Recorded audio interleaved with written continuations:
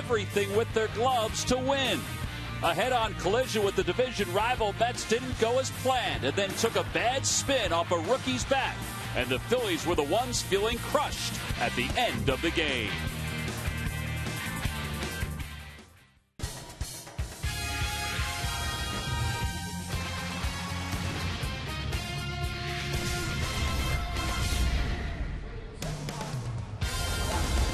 Well, here we go. The Phillies fans heading into Citizens Bank Park less than 24 hours since a very tough loss last night in Game 1. It's game number 2 between the Phils and the New York Mets. Hi, everybody. I'm Tom McCarthy, along with Chris Wheeler. Happy to be back at the ballpark, and the Phillies are happy that they didn't have a lot of time to think about last night's loss. Roy Halladay went 7 innings. He allowed only 2 runs, but the Phillies offense did not muster too much against the New York Mets. And now it's Joe Blanton's turn. He's coming off his best start, I think, in a Phillies uniform. Absolutely, and unfortunately, Tom, they've had a lot of chances to do what they have to do tonight, and that shake off a tough loss. Joe Blanton really bailed him out last week. That awful game in Atlanta that they lost 15-13 after leading 6-0. Everybody was dead tired the next day, and Joe Blanton took advantage of that. He just went out there, threw strikes, and threw it right by the Atlanta Braves. A 3-hit shutout in just 2 hours and 2 minutes. Finally ended on a line drive double play off the bat of Martin Prado right there to Freddie Galvis, and the Phillies were on the plane and on their way to Washington after Joe Blanton just did a tremendous game right there. He did. He's shaking hands with Brian Schneider, who handled him so well. There's the last start. There are the numbers. Speak for themselves. Only 88 pitches. Look how many batters he faced in that game, and it was a snappy 2-0-2, and that was it. Well, last night the Phillies had no idea who Jordany Valdespeed was. Their fans thought, well, he's just an extra man. He had just 6 major league at-bats, but number 7 turned out to be a winner for him and the Mets. Yeah, got him in the lineup tonight, starting at shortstop. Here's the at-bat in the 9th inning, and wow, down and in. And left-handed hitters just love the ball down and in, and he shot that thing out to right center field. Look at his teammates. Look how excited he was, and why not? Hit a home run, your first major league hit, and here are the last guys who have done that. And the last Met to do it was Mike Jacobs back in 2005. So we talk all the time how exciting it is to get that first major league hit. Imagine it being a home run. Imagine it being a home run. It wasn't too exciting, though, for the Phillies fans. They're hoping there's more excitement tonight. Again, it will be Joe Blanton on the mound for the Phils. Meanwhile, Miguel Batista will make the start for the New York Mets. All right, John Mayberry is back in the lineup tonight again for the Phils, trying to find his swing. He certainly found the leather in last night's ball game. How about that first inning catch? Incredible to the gap in left center field. He threw in another one later on. The starters, first pitch, everything else when we get back. Phillies baseball is brought to you by Anheuser-Busch. Smooth Busch beer and easy drinking Busch Light.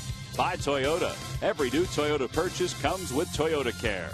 By Citizens Bank. We're for homes. Talk to us today about how we can help guide you to the loan that's right for you. By Xfinity, the official HD triple play provider of the Phillies. And by Independence Blue Cross. No matter where you are in life or business, we have plans that fit.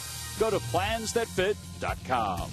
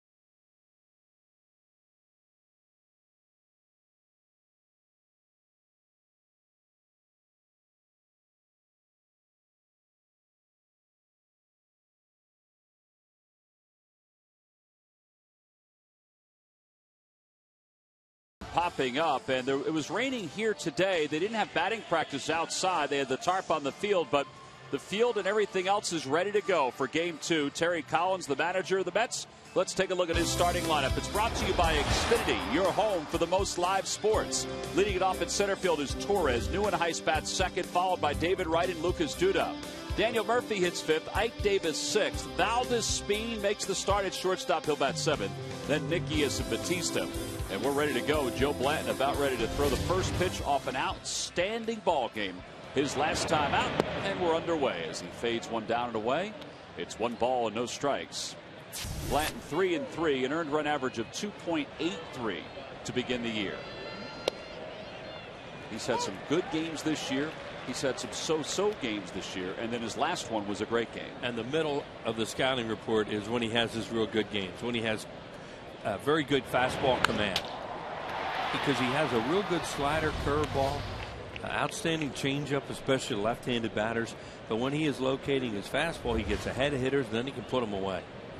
Torres, a .296 batter with no homers and 6 runs batted in. And a swing and a miss. He's down on strikes, 1 away. Right out of the chute, an example of, when he has his fastball, he can get ahead, and then he can use off-speed stuff. It looked like some kind of breaking ball that he got him out with there and got him to chase. Well, it is time now for the Nissan keys to tonight's ball game. Charlie Manuel just trying to put another lineup together to get it done, and wants another solid job by Big Joe. And Batista, well, he's a bullpen guy. Now he's a starter.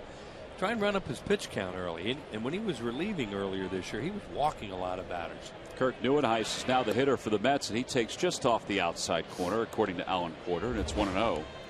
Neuenhuis is second among rookies in batting average at .299. He's had 4 hits against the Phillies and 12 at bats.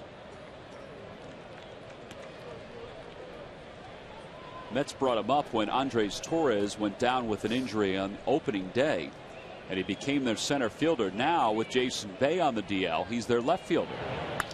Down the left field line and out of play, 2-1 the count. Mention Alan Porter, who is from the Philadelphia area, is the home plate umpire tonight.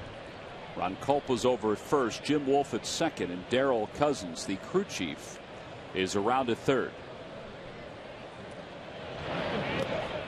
3-1 the count.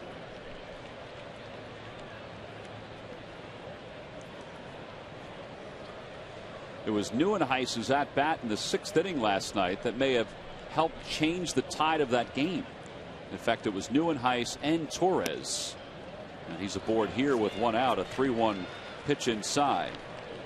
Torres was on first. Neuenhuis hit a humpback liner towards shortstop. Rollins, though, was covering as Torres was trying to steal. It would have been the end of the inning, but instead it went into left field. It prolonged the inning enough for David Wright, who's up now, to drive in the 2 runs that tied the ball game. Yeah, when you play 162 Major League Baseball games, sometimes you have a little luck. Sometimes the other guy has a little bit of luck, and that's all that was last night.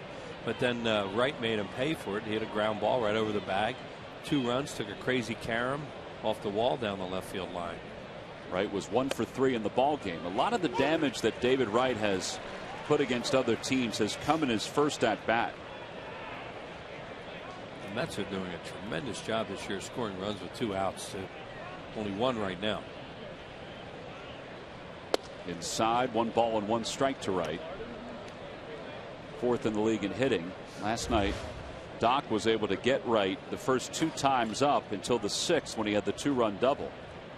Halladay 7 strikeouts over 7 innings. That would normally be a pretty darn good line. And it is, but the Phil's offense couldn't score for him.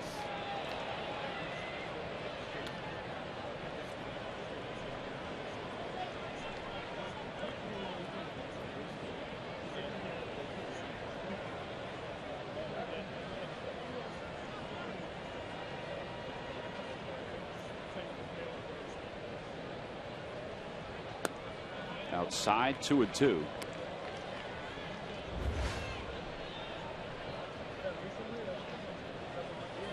There you see his numbers. The .374 average is 4th best in the National League. In the air to right field, not that deep, certainly playable for Pence. Neuenhuis goes a quarter of the way. 2 outs here in the first. Budweiser, through the Walk-Off a Hero program, will donate $5,000 to Folds of Honor for every Phillies walk-off win. Please join Budweiser and the Phillies in honoring those who keep our nation safe. That has not really been a great category for the Phillies so far in 2012. No, they've been getting walked on over on, whatever. They've seen too much of it from the other team. Here's Lucas Duda. He takes inside. It's 1-0. Phillies have 6 losses this year in the 9th inning or later in ball games. Not good. It's 6 of their 16 losses. I'm tired of watching other teams dance around out there after games. Outside, 2-0. That's where Joe Blanton, when he locates his fastball, that's the area where he really has a lot of success. And Carlos did a good job framing that thing, but he didn't get the call.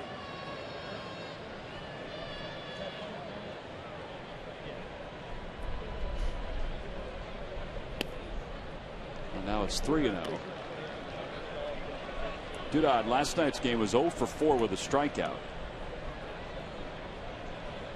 He'll be followed by Daniel Murphy on deck.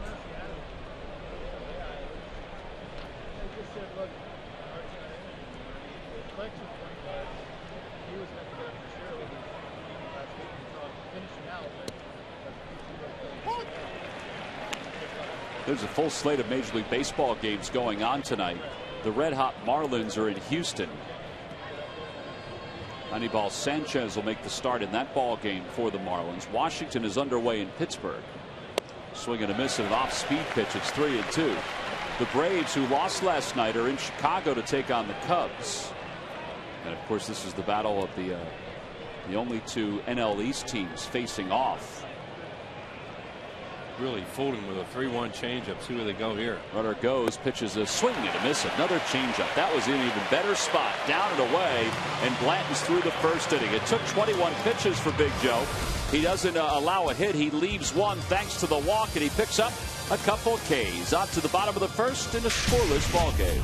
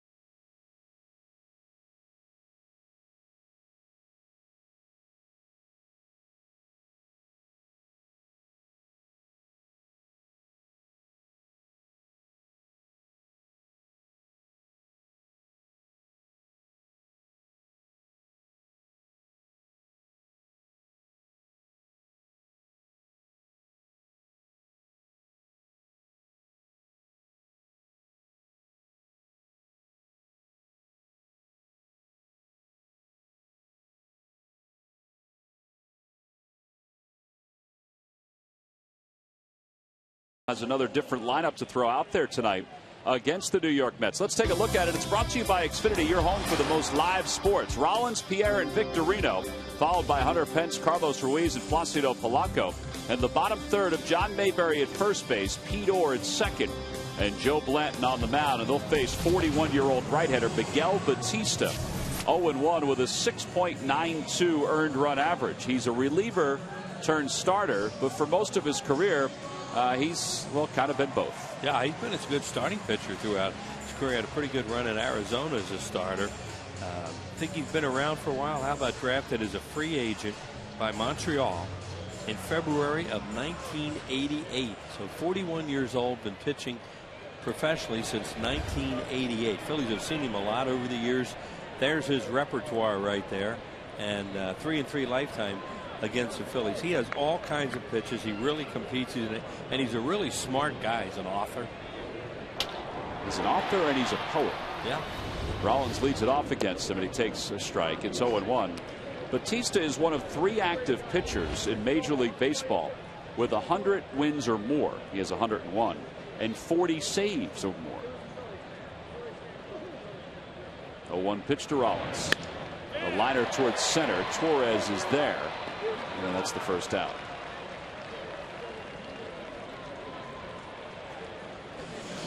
So 1 away. It'll bring Juan Pierre to the plate. And of all the Phillies in the lineup tonight, Pierre and Polanco have the most at bats. Polanco has 33, and Juan has 22. There's Pauli, who's back down in the toward the bottom of the order, but now at the 6th spot. He's probably going to bat 7th tonight if Lance Nix was able to play first. Lance is being bothered by a little sore calf. Batista, like a lot of guys who have been relievers for a while and then they go back to start, they pitch from the stretch because they're just comfortable with it. You know, you look at it and you think, well, somebody must be on base. Look at all the teams he's pitched for. Nobody on base. He's just going to pitch from the stretch. Well, counting the Expos of the Nationals, because he was a free agent pickup by the Expos originally in '98 and then re-signed by the Nationals later on in his career. He's played for 10 different teams. 2-0 the count. And it's 2-1 as Pierre takes a strike. Before the rains came today, Juan was out on the field doing some bunting practice with Freddie Galvis. Pretty good teacher. Line drive, base hit to right field. It's hit number 27 on the year for Pierre.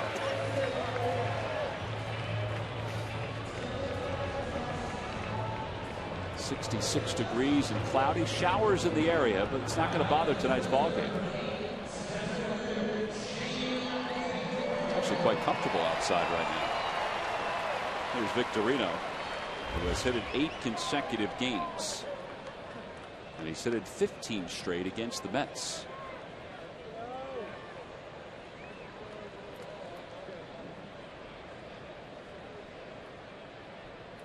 Pierre flinched a little bit. Pitch is way outside, or tad outside, I should say. It's 1-0.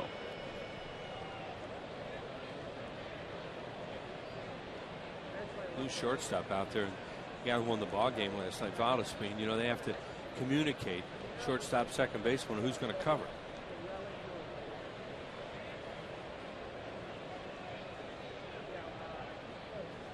And interestingly enough, he's the one who put the glove up to his mouth to say who's going to cover. You know, a lot of teams just do open mouth, closed mouth. You see me one way or the other, open mouth, or you know what I'm doing, I'm going to be there. Closed mouth, you're going to be there. Yeah, and it switches during the course of the game. And it's because of the pitches. A lot of times, see right there. Oh, wait a minute, they both did it. Yeah. 1-1 the count to Victorino, and a throw over to first. Pierre is back. What it comes down to is, when you notice at what point they did it, it's after the catcher gives a sign, obviously.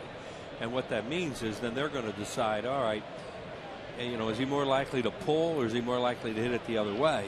So then they decide who's going to cover if the runner goes. See them look in.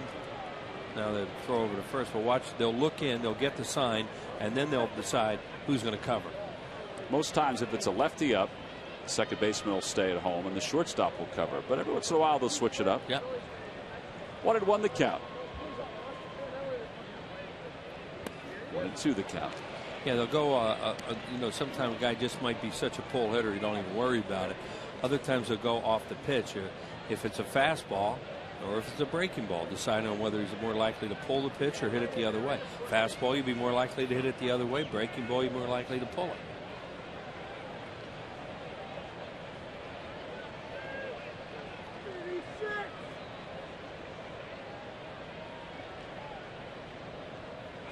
Pierre didn't go. Victorino stays alive. The Lucky McDonald's Phillies home run jackpot contestant is Patricia Rice of Temple, PA. Phillies hit a home run in tonight's ball game. Pat to win $300.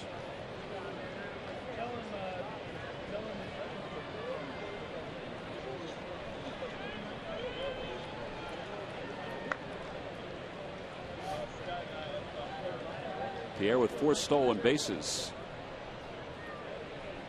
He doesn't go again. Pitch is fouled again. 41 years of age. Batista is still throwing in the low 90s. He hit 94 a moment ago in this inning. That pitch was at 93. And this is out of the stretch, too. Very impressive.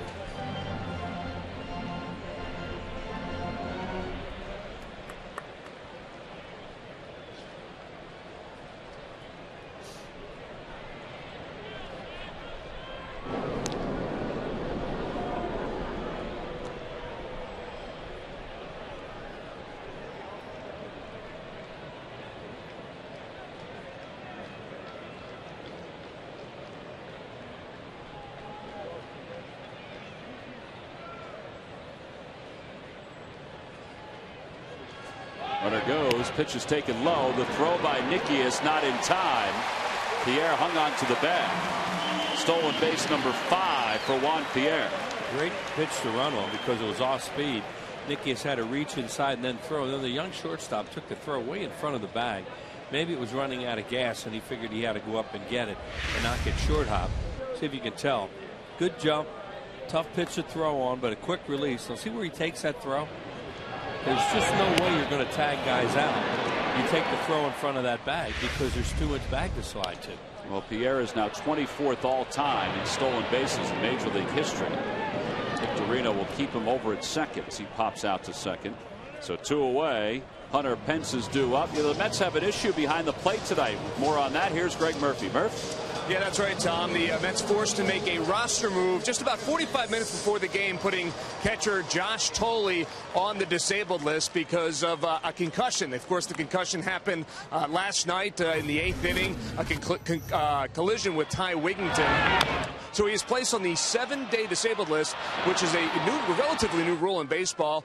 When diagnosed with a concussion, you're allowed 7 days. You have to go through baseline testing. You have to be cleared by a doctor before you can come back and play again. So that's where they are. Rob Johnson has been activated from Buffalo. He is here tonight. And it all just happened about 45 minutes before the game because Thole was sent back to New York to see that doctor this afternoon, guys. Yeah, Ty Wigington just had a little pop-up slide going. He didn't do anything wrong on that particular play. And that concussion disabled list was implemented on March 29, 2011 that Murph was talking about. 0-1 the count to Hunter Pence. 1 ball, 1 strike the count. Good thing. The sports are becoming so much more aware of concussions, obviously. And when we saw that happen last night, you just knew he had to have some tests because it looked like he got hit on the jaw. It was almost like a fighter getting hit and it almost knocked him out. Yeah, he kind of turned into Wigington. Ty popped up. That's when the collision took place. There's a collision right there for Pence. Deep to left center field. Gone! A 2-run home run. That was a wicked shot. And the Phillies take a 2-0 lead. How does he do that? I don't know, but it's a treat to sit behind home plate and watch his center field home runs take off into that guy's hand because it was whizzing every which way before it finally hooks to the left of the 409 sign and got out of the ballpark. Watch this swing.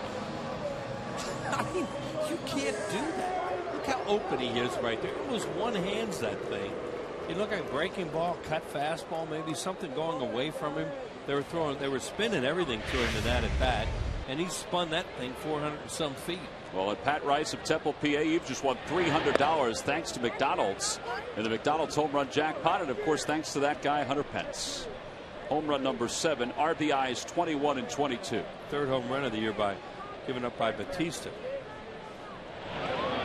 1 ball, 1 strike the count to Ruiz. It's just amazing that you can have the way he can hit a ball, the way he can pull off and still generate that kind of bat speed. To right center field. That's pretty well hit. Toward the alleyway. That one is off the base of the wall.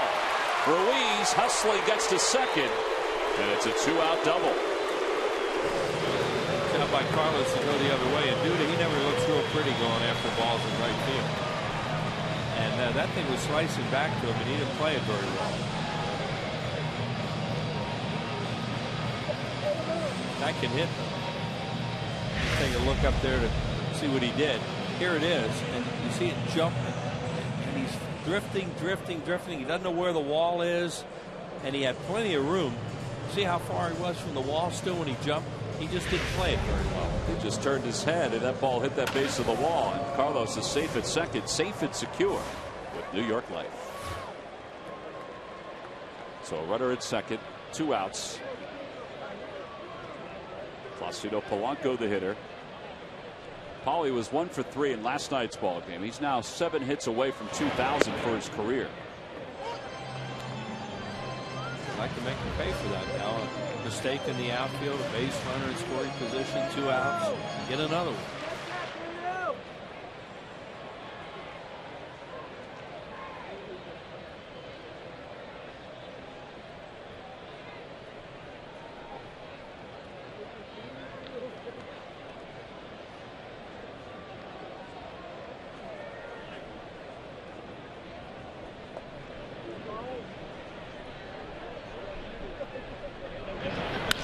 Down the right field line. It'll slice out of play. Look at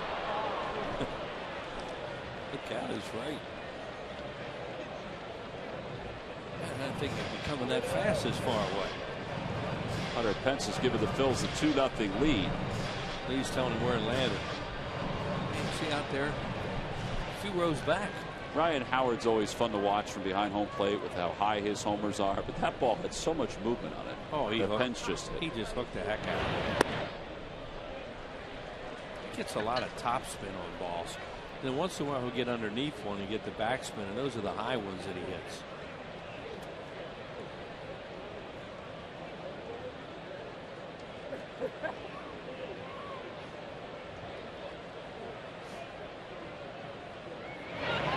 Carlos tops one back toward the box. Batista makes a pretty good play.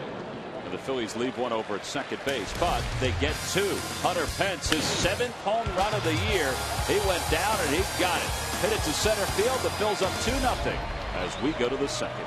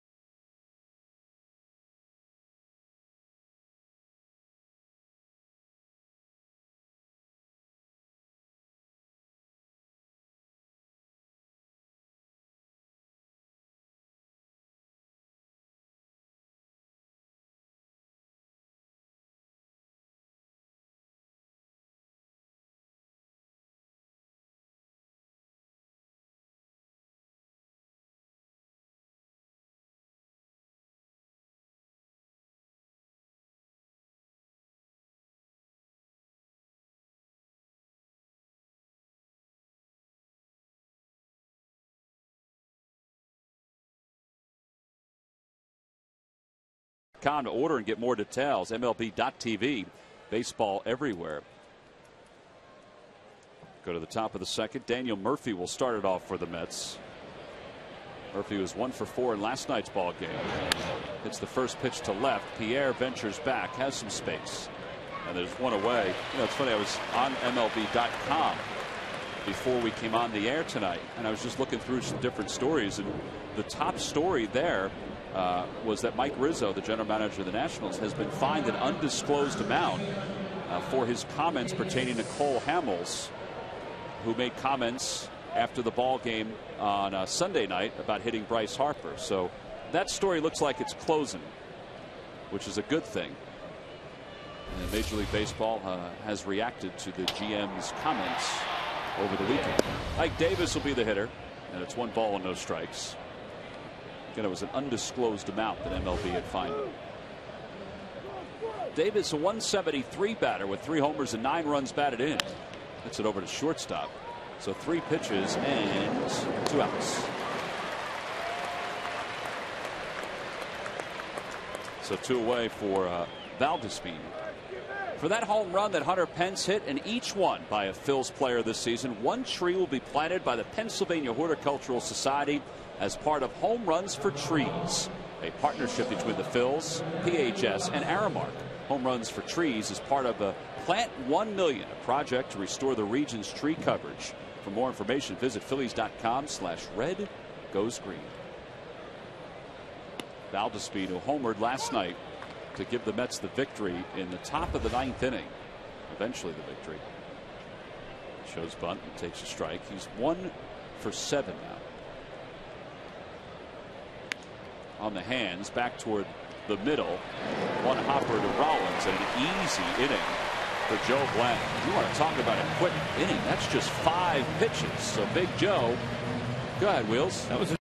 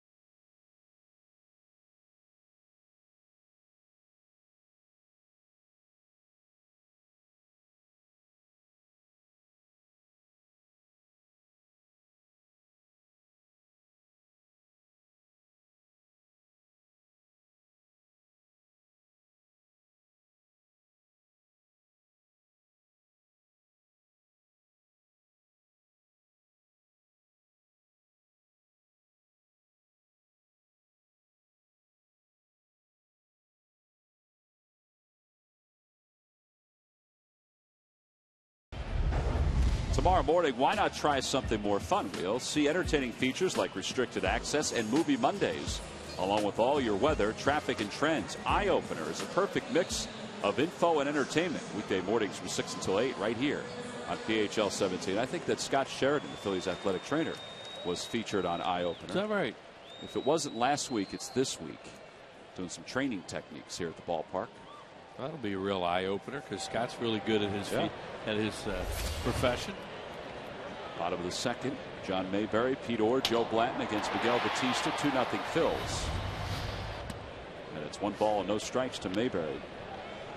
1 for 4 in yesterday's game. Let's see if John can capitalize on this chance. He's played in now 31 games. Today's his 31st. Hits that one toward the hole. Valdespin backs up on it, sails the throw, and it's going to be an error that'll allow Mayberry to go to second. It'll be an E6 all the way. Yeah, he made a really nice play on that, and you're thinking, all right, let's see how he throws. Strong arm, but airmailed it. Really doesn't give Davis a whole lot of chance here. Does what you're supposed to do, backhanded, crow hop, fire. Whoa! And that thing went right into the photo deck down there. Yeah, that's. Well, he was trying to stay on the bag, was Ike Davis, because I think he thought he had a chance for an out. If he'd have jumped right away and given it up, he'd have just given up the 1 base there. I guess that's a split-second decision first baseman has to make, thinking, you know, if I catch this, come down on the bag, we got an out. Or decide, well, I got no shot, let me just catch the ball. Ball, no strikes, the count to Orr, the number 8 hitter. Blanton's on deck. Mayberry inches off second. Guy next door working the Mets games. He was about as good as you get at making decisions at first base. Keith Hernandez. He could really play down there. He and Don Mattingly were probably the best fielding a bunt that the game has seen the last 30 years. There he is. Piece of work, too. Oh. Spends a lot of time in our office when he's in town. 11-time Gold Glove. 2-1 the count. And he wasn't winning them off his reputation either. He was winning because he deserved it.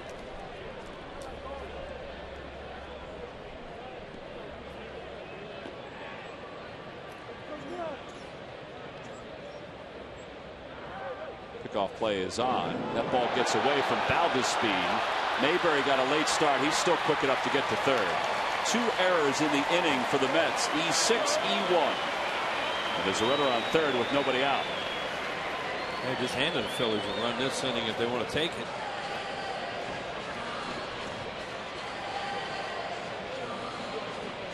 See him put the glove out and then break. Throw is low.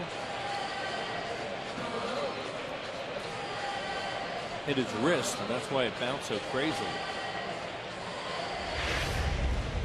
They play the infield back up the middle. The corners are pinched in. 3-1 the count. Normally don't go on contact with nobody out. Pitcher is on deck though, so I don't know. I think this is one where he'll read whether it gets past the mound or not before it goes. I don't think you just go on contact on this because there's nobody out. Joe still would have a chance to drive him in. Line drive, base hit up the middle. Doesn't matter. Midfield could be wherever they want to be as Mayberry's going to score standing 3-0 Phillies. Well, good job to get right after it though. You have him run on a platter. John getting around the bases on some errors, and then Pete Orr with a bullet right back through the middle. Tom talked about let it get by the pitcher. Ooh, that got by the pitcher in a hurry. So still nobody out. Phillies can have Blanton attempt to sacrifice. Orr has really good speed. And the first pitch a strike. It's 0-1.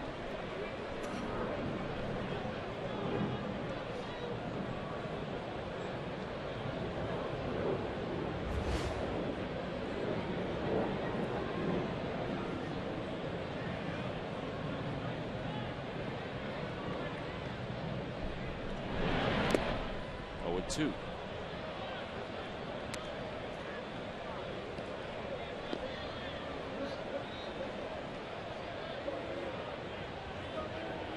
might have him try it again. Oh yeah. Different spot for Charlie tonight. He's up on the stairs.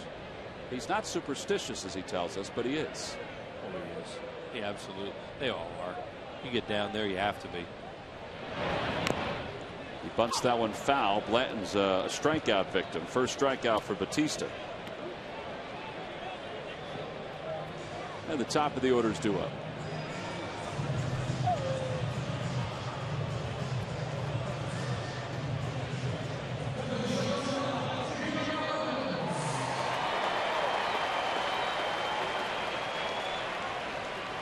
It's like Blanton wanted to know, did you take that off and I miss it? And Charlie was, no, I had you Blanton all the way. Said it's all right. It's all right. Yeah. You tried, you can get him over.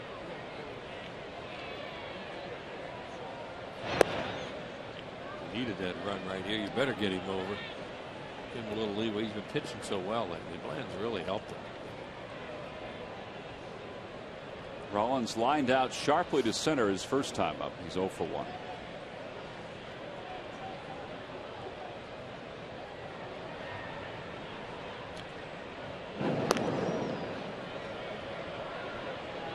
East almost picked off Davis.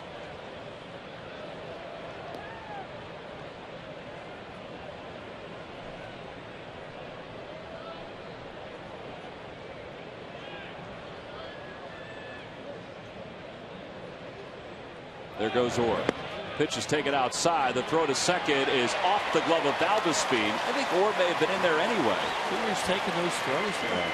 So that one didn't die. That one he just took it in front of the bag. You take the throw in front of the bag like that, you give the runner the whole bag to slide at. You know, ideally, an infielder should catch a ball straddling the bag. Now, so you get a good look at it here. It's a strong throw, too, but look, it's way up here. Yeah, I think he would have been safe anyway. Yeah, and you give the back of the bag to slide to you. You fade away a little bit. See how close he is? He's up in this area here. He put the foot down a little bit, but still, you have all that room in the back to slide. And now it's 3-0 to Rollins. When you straddle the bag as an infielder, obviously the guy has to come to you then. You put the glove down in front of the bag.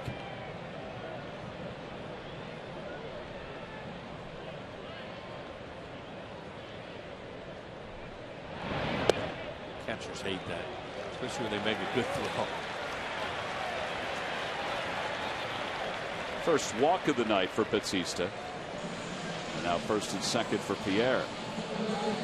Astros and the Phillies will wrap up this homestand for the Phils Monday and Tuesday. There are seats still available for both ball games. Great giveaway. The Phillies Liberty Bell cap to all fans on Monday, May 14th. That game is sponsored by Teva Respiratory Asthma Awareness Night. And Tuesday the 15th is the Citizens Bank Business Person Special. Go to Phillies.com and pick out some locations that are good for you and your family.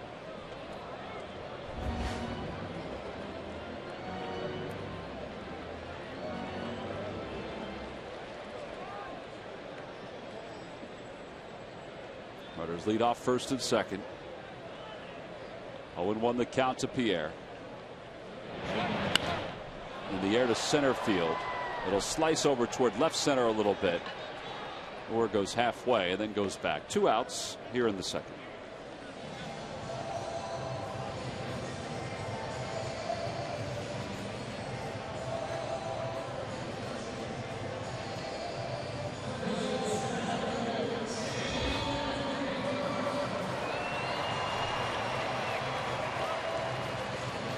Victorino popped to second his first time up. Boy, a busy night in Philadelphia tonight. Flyers and the Devils will be across the street. That game is just underway. Out in Chicago, the Bulls and the Sixers. That'll be at 9:30 Eastern time. That's where you need multiple TVs. Yeah. Well, hopefully this game will be over at that time when the Phillies win. Hockey game should still be going on. 1 ball, no strikes, the count to Victorino.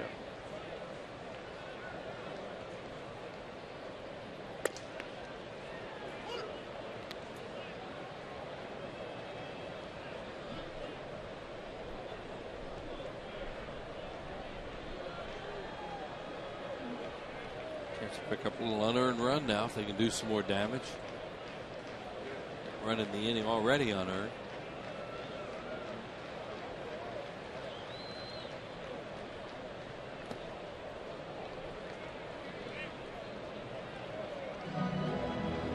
And what they had in mind for Bautista tonight, but he's at 42 already with a poor ball strike ratio.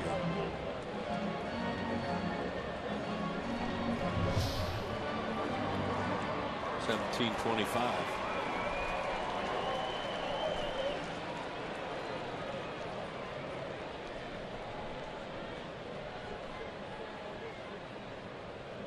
That ball's hit hard, good foul. According to Ron Culpa, the first base umpire. Victorino gives it a little extra look. He thought that may have been over the bag. Some portion of it. Looked like it was foul. I think it was, but it was really close. And it was a ground ball, so you know it almost took that little skip and caught the corner of the bag. Last night, Ron Culpa called Victorino out for interference. It was kind of a key play because Pence had beaten the throw to first base on the potential double play, and the Phils had scored a run. Victorino lines one over the glove of the leaping Valdespin toward the alleyway, or scores easily. Rollins stops at third, 4-0 Phillies.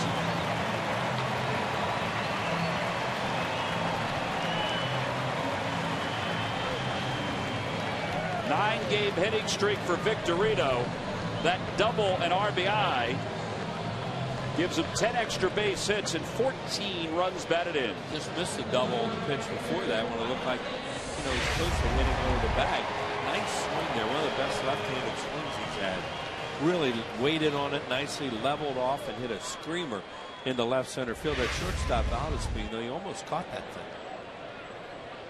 Well, here's Petz, who had a 2-run home run his last time up. 4-0 Phillies. Boy, a chance to really open things up here in the second with another base hit here. You have your best speed, really your best speed combination on the base paths.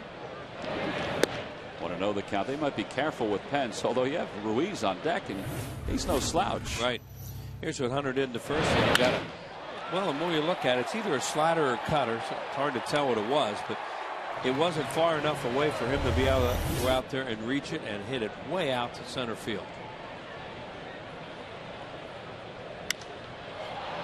He just missed that one. It was hung up there a little bit. Torres, the center fielder, settles under it, and the Phils will settle for 2 runs. 2 runs for the Phils in the inning on 2 hits. There were 2 big errors for the Mets.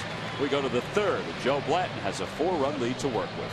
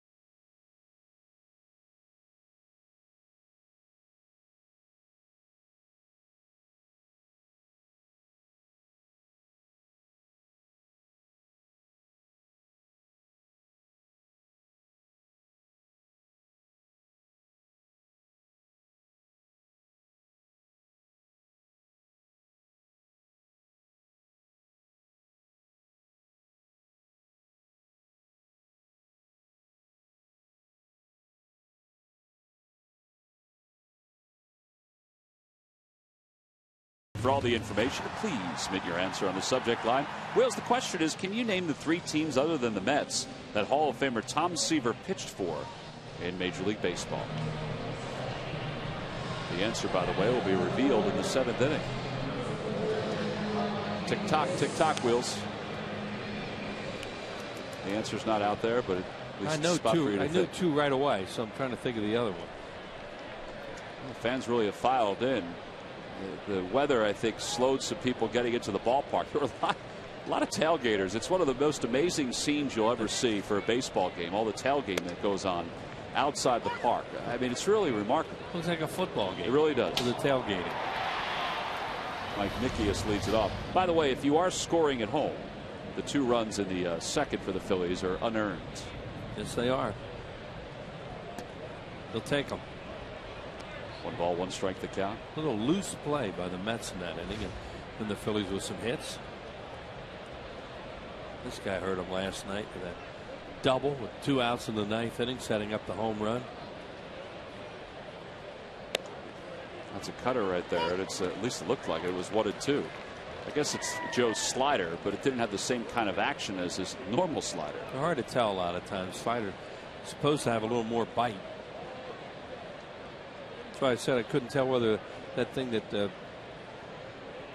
Hunter Pence hit out in the first inning was a slider or a cutter. It was one or the other. He'll know.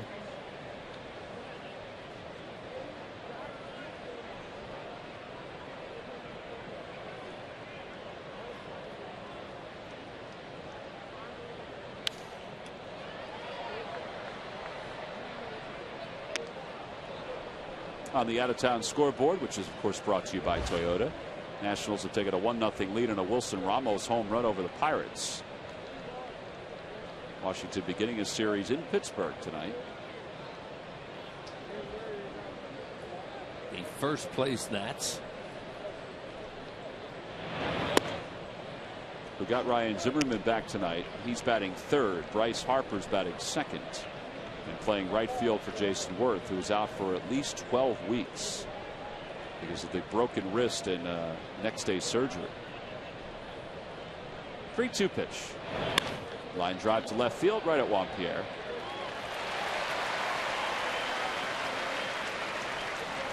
One out.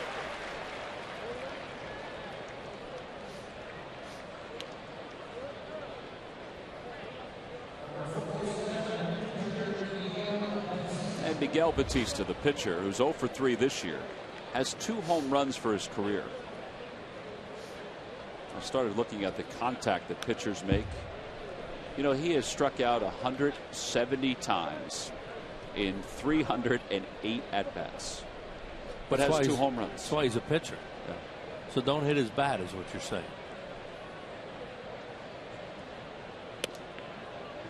And you really don't ever want to throw pitches middle in to these kind of guys, because look how far he is off the plate and how much he bails. So all out in here is available. They're going out there, and a swing and a miss, 2 outs. Very available. 3 strikeouts for Joe. Next time you want to catch a Phils game, head to StubHub, where you'll find the seats you want and the freedom to choose where you want to sit. StubHub is the official fan-to-fan ticket marketplace of the Phillies. Top of the order, Andres Torres struck out his first time up.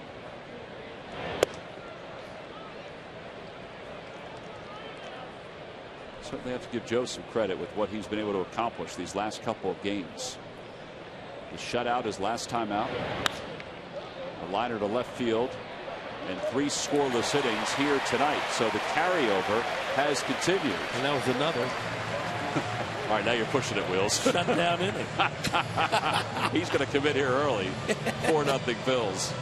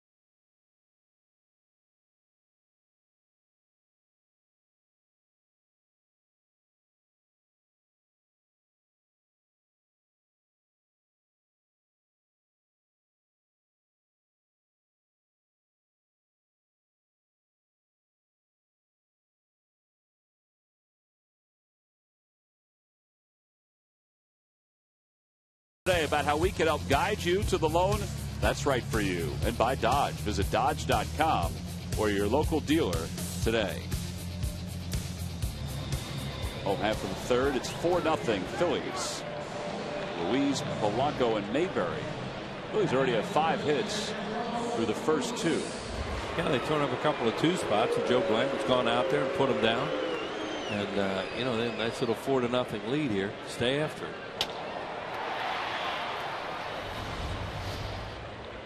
Carlos doubled his first time up, nearly hit one out of the yard.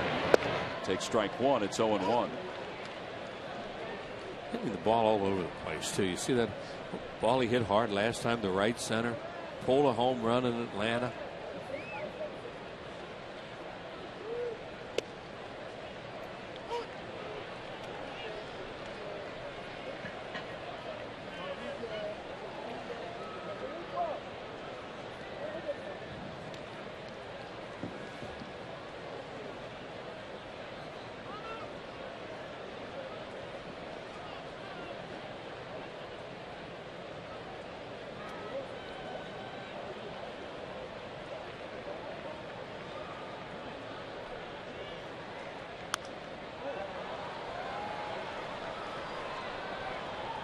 Fouled it away. Remains 0-2.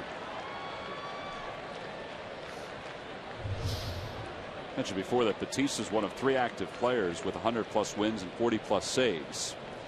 The other 3, or the other 2 I should say, Derek Lowe and Ryan Dempster, both who have been closers during their career for extended period of times. In fact, longer, I think, than Batista ever was. You think of the 2 guys that jump out at you, the best ever in that area you're talking about. John Smoltz and Dennis Eckerson. Absolutely. You know, we're talking about the Smoltz the other night. You know, about how doing both those roles and what it was like. And, you know, he'll be the first to tell you that he'd like to have done one or the other his whole career. But, you know, he did what was right for the team and good for the team. And he's a Hall of Famer because of it.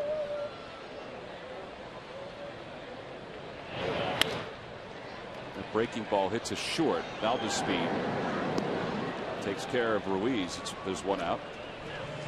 Well, for more on Miguel Batista, here's Murph, because he's an interesting guy. Go ahead, Murph. You know what, T-Mac? He is a very interesting guy. And talking to some of the folks inside the Mets clubhouse, you know, they said he's kind of like a Renaissance man. You guys talked a little bit about his extracurricular activities. He's actually published 2 different novels, both crime novels, and he's also published a book of poetry, and he's recently taken up sculpting as well. There you see his first book that's being published, Avenger in Blood, or Avenger of Blood, and it's about a serial killer in Arizona. He actually wrote it while he was with the Diamondbacks. So, you know, he's a very interesting fella, 41 years old, and he said you probably see him reading not just baseball stuff in the clubhouse, but all kinds of stuff, because that's what he enjoys to do. I wonder what he's going to do when he retires. I mean, seriously, he's already done everything.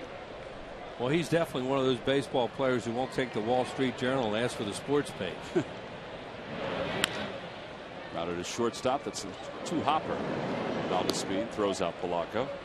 2 outs. I don't know. I don't remember a guy that was that way during the course of his career, where he would write novels or poetry or anything like that. I don't. I agree. Jim Bowden waited till after his career to write Ball 4. I'm trying to think if anybody wrote a book. Literally wrote it themselves. Oh, I mean, yeah. there have been biographies that sure. are out there. But was an author. Shea Victorino has his own bio out. It was out a couple of years ago. Oh, yeah, a lot of guys have books while they're playing, but. So Miguel Batista and Sarge, both with 2 books.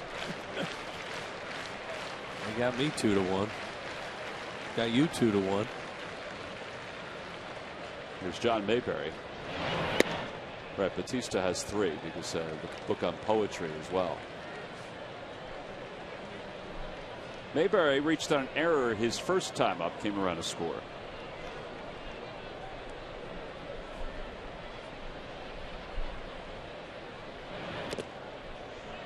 I think that hit the bat. Did. And that's why Mayberry's a little upset with himself. And then it hit, I think it hit Alan Porter, the home plate umpire, a little bit. I know we say this every time Alan Porter is the umpire here in Philadelphia. Yeah, it hit his leg. But, you know, Jerry Crawford had the thrill of umpiring here in Philadelphia. And he's from Philly. Alan Porter is from the Philadelphia area, right outside. And I believe he says he makes his home in Bluebell. Yep. Which I know happens to be a very nice community. How do you know that, Wiz? I passed through it a few times.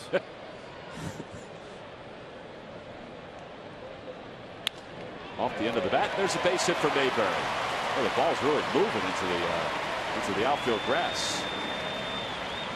So Mayberry with his second hit of the series. Hit a breaking ball too, a little bit of a hanger, but a good swing. That's what happened the last time Pete Orr was up. Fastball back through the middle, base hit, RBI.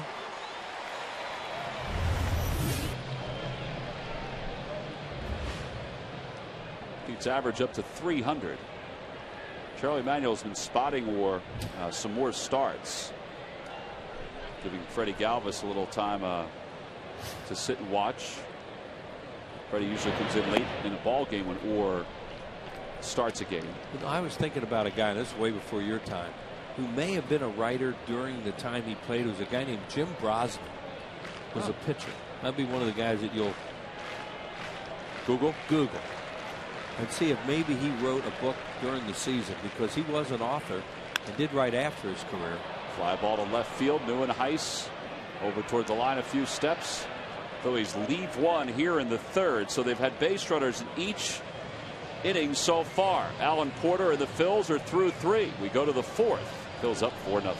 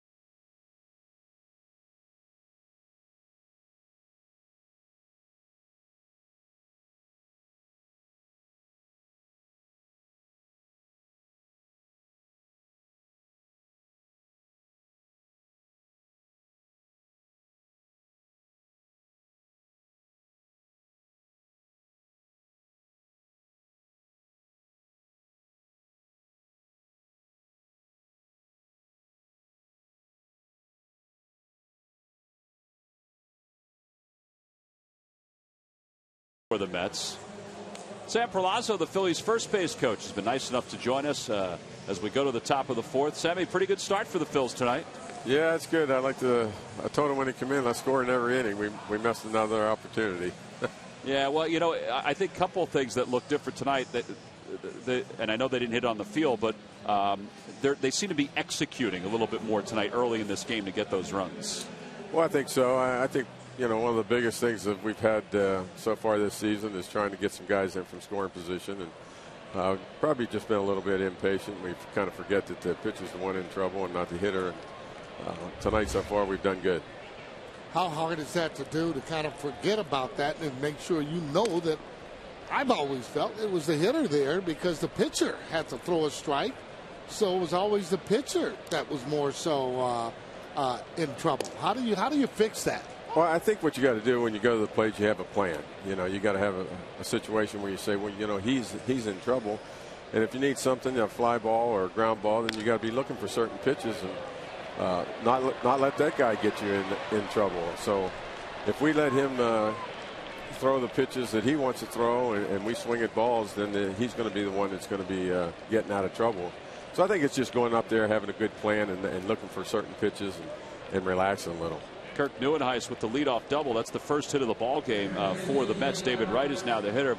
Sam, we were talking before about Juan Pierre making another start for the Phillies. How has he been for you as the base running coach and for some of the other guys to really learn from? He's been tremendous, really. I don't know that there's anybody that looks at the film more than he does besides myself.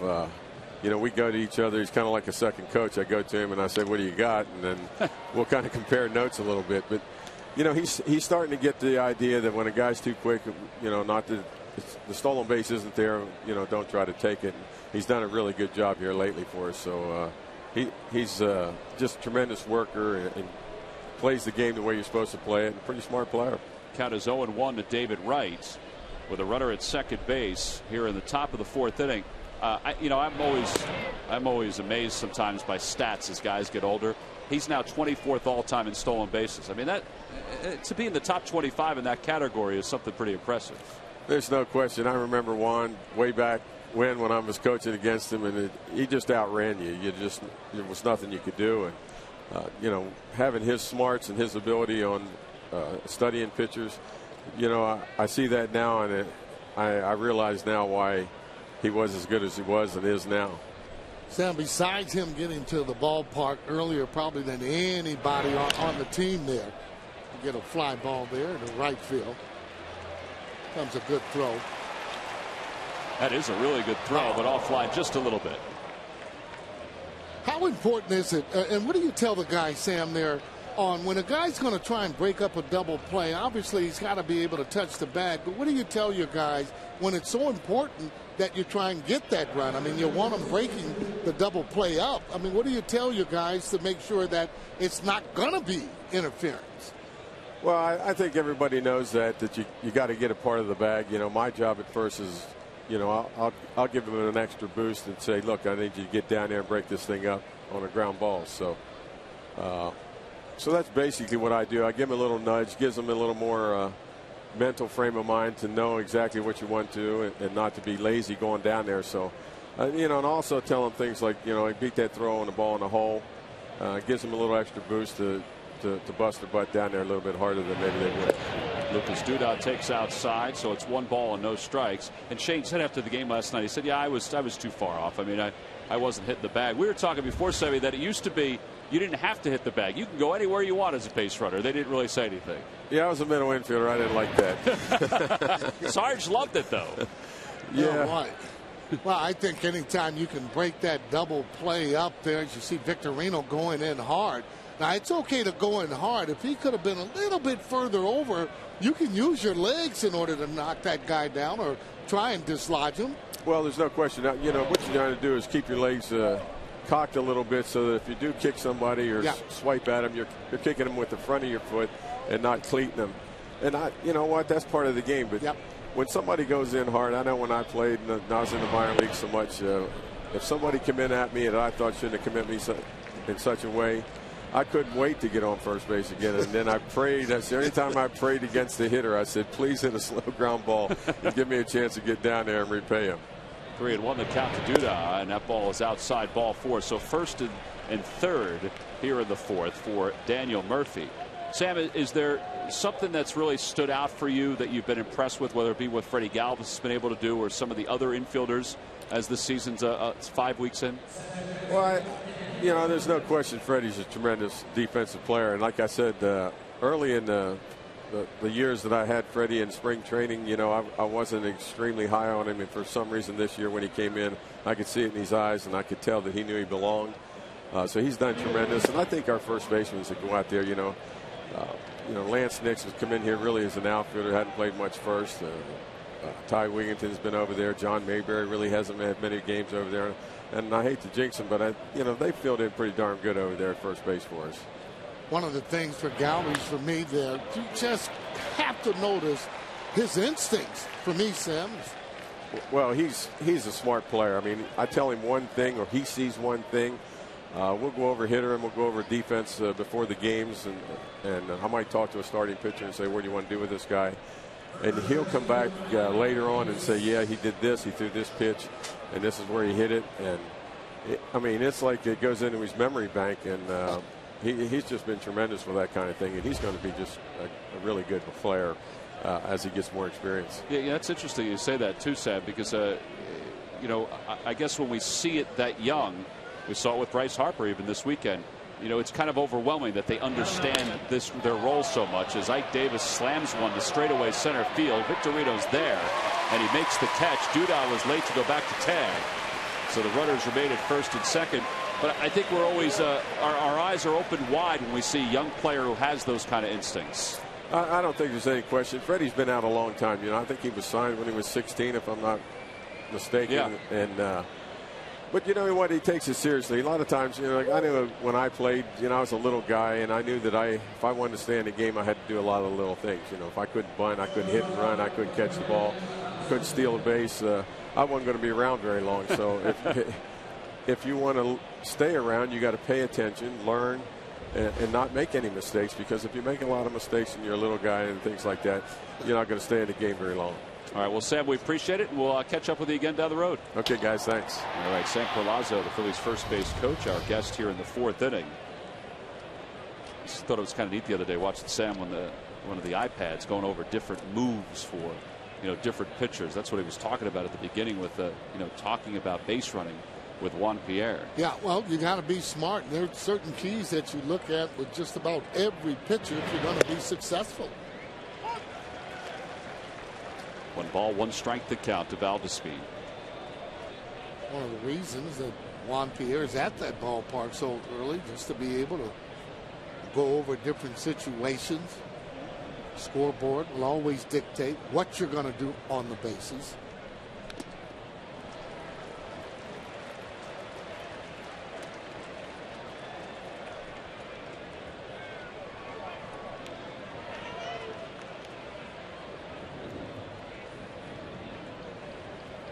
Valdespin was retired by Rollins his first time up. It's the first time tonight that Blanton's been in any kind of trouble. Shutout against the Braves. 3 scoreless here tonight until this run here in the 4th. And now it's 2 balls and 2 strikes to Valdespin.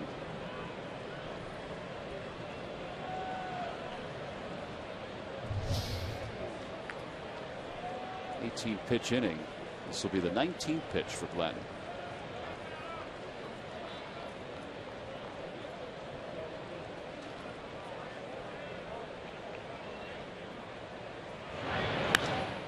He got him out front. Victorino's there. So Blanton's going to allow just the 1 run here in the 4th inning. He leaves a couple. So 1 run, 2 hits, 2 men left. On to the bottom of the 4th. The Phillies up 4-1.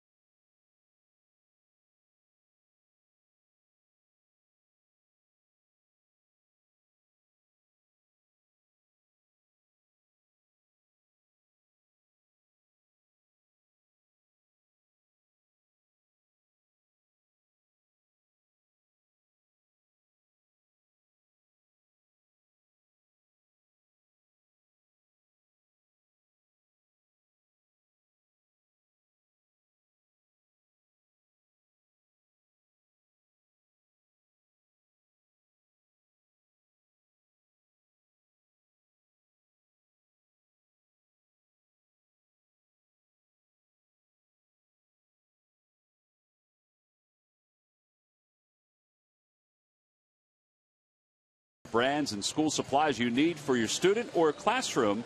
Ask who but W.B. Mason.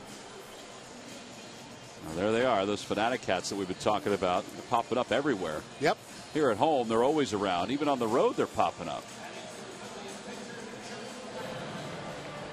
Yep, that's a gift. They just keep on giving, and you're right. It is in a lot of different ballparks. Joe Blanton will lead off the bottom of the 4th for the Phillies. Blanton struck out his first time up as he tried to bunt his way on. He bunted a third strike.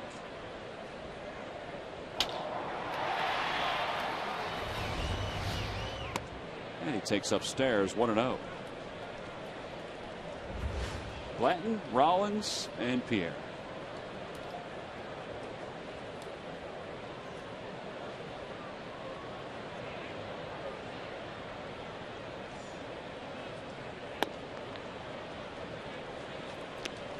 Well, Bautista does throw the ball pretty hard for the most part. And that fastball's up near 94. It seems to be that four-seamer, which is a lot straighter, a little easier to hit when it's straight, no matter how hard the pitch is.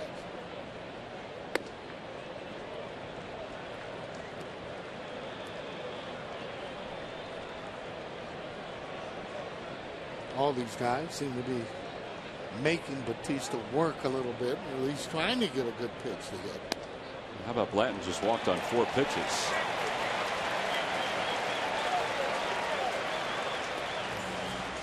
Phillies baseball is brought to you by Nissan. Get to a Nissan dealer for great deals on innovation you can count on. Innovation for all. And by WB Mason. You can't go wrong when you buy right. We flip back to the top of the order. Jimmy Rollins lined to center his first time up. Walked in the second.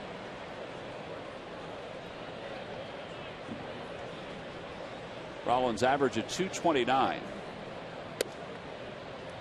Just keep thinking there's going to be a point where Jimmy gets going and gets going consistently. Yeah, well, it's got to be one day at a time. I mean, when you're in a slump, it takes you longer than one day to be in it.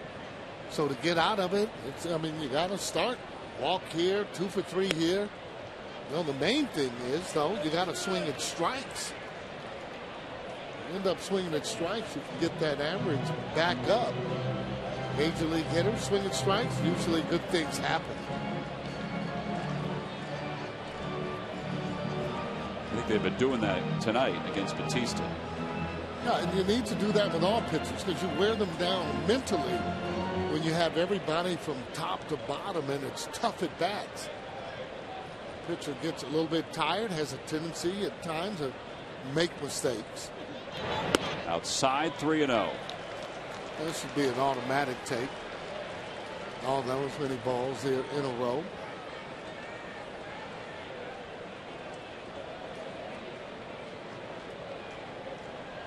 I think Dan Worthett and Terry Collins are wondering who to get going.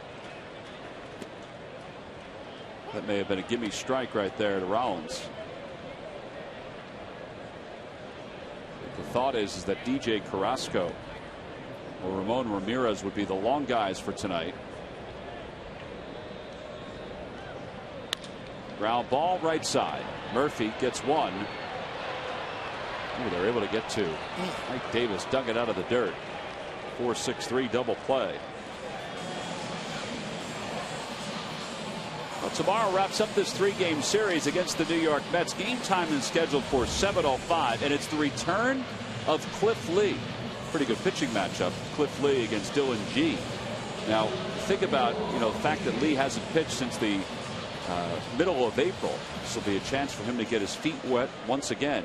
Go to Phillies.com to purchase your tickets and see the return of Cliff Lee tomorrow when the Phils take on the Mets. Sure, he's pretty anxious to get back in there. Juan Pierre takes strike one. It's 0-1. Pierre's 1 for 2.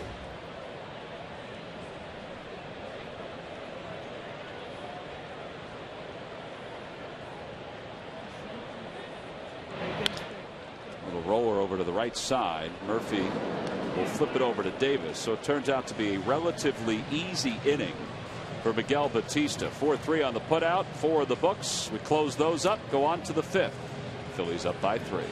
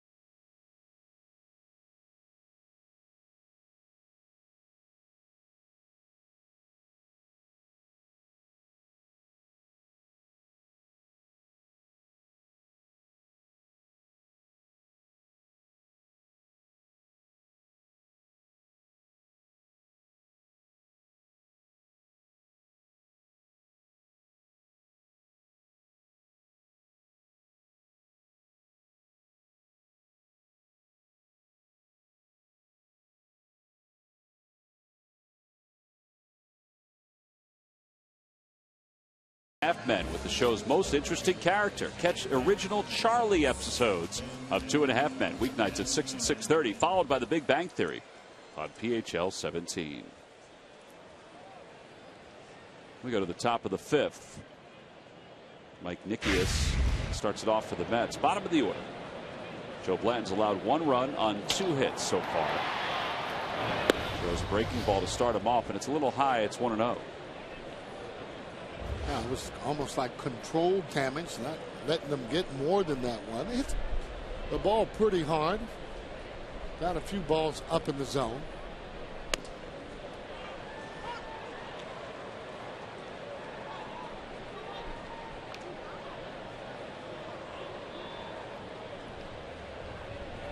His splits aren't as good in this game compared to his last one. I think most of it is the last inning. You see the Pirates have tied up the Nationals, and Nikias is hit by a pitch. Second batter that Joe's hit this year. You know, Sarge, the last inning, his splits weren't as good as the first 3 innings. So that's why it's tightened up a little bit. You see 33 strikes, 26 balls. Yeah. Well, still, again, though, I mean, he's getting ahead of them. And Joe's the type of pitcher, he's usually not going to strike a lot of guys out. We've talked about it before. He wants a guy really putting that ball in play, but he wants ground balls. That's when he's on his game. Has that hard sinker. Pretty good slider that he throws. Bunting situation, obviously, with pitcher up, Batista. He bunts it toward first. That's a good bunt. Mayberry gets to it quickly. He throws out Batista. The sacrifice is successful. Yeah, not to sound any kind of alarms or anything like that, but this is a, you know, if Blanton is able to get out of this inning, Phillies offense needs to keep adding on to this lead.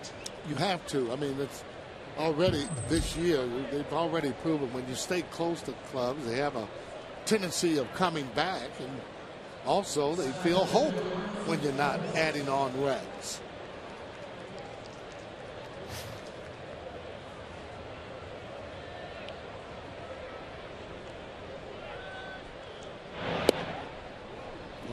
Pretty good pitch. Yeah, that's a pretty good pitch. Torres is 0 for 2. He flied out to left his last time up. Struck out in the first. He's hitting .320 since he came off the disabled list.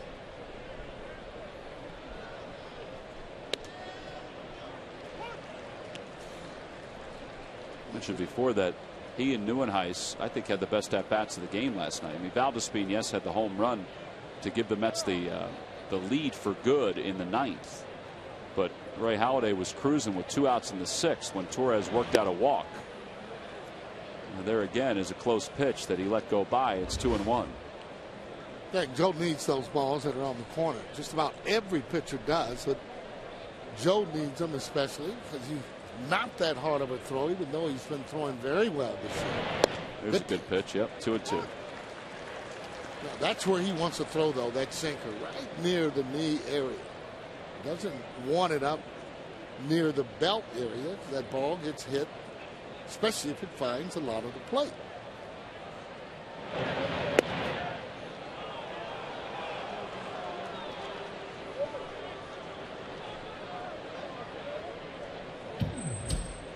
There's Neuenhuis on deck.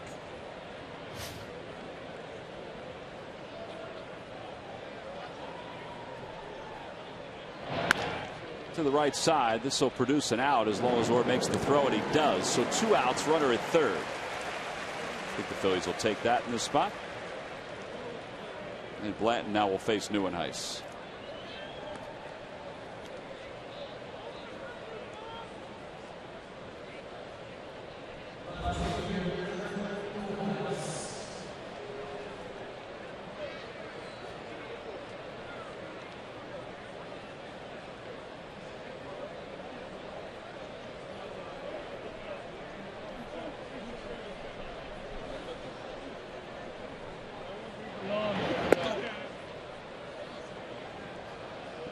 Tell by Joe's reaction that some of those pitches are pretty close. And here's a situation where usually a hitter that's hitting in back of a guy like a David Wright will get pretty good pitches to hit just because of the way that David hit. So does it take guts to throw a changeup like that? I know it's a lefty, so he is a good one. Behind in the count? It really does. But these guys are polished pitchers. I mean, they can throw that breaking ball when they're behind in the count. No, not just give in to them and throw that fastball. There's a strike at the knees with a fastball, 1-2. He's got really good velocity tonight. Well, and good location. Well, he starts putting the ball in that location. Now he can come in there if he wants with a slider off the plate. 1-2 the count. Got him. Breaking ball. The tag is applied by Ruiz. Maybe it wasn't. The flip to first in time. The strikeout, 2-3 on the putout. And Blanton leaves one over at third. So a nice job by Joe Blanton to get away from that hit by pitch. We go to the bottom of the fifth, and Shane Victorino will start it off.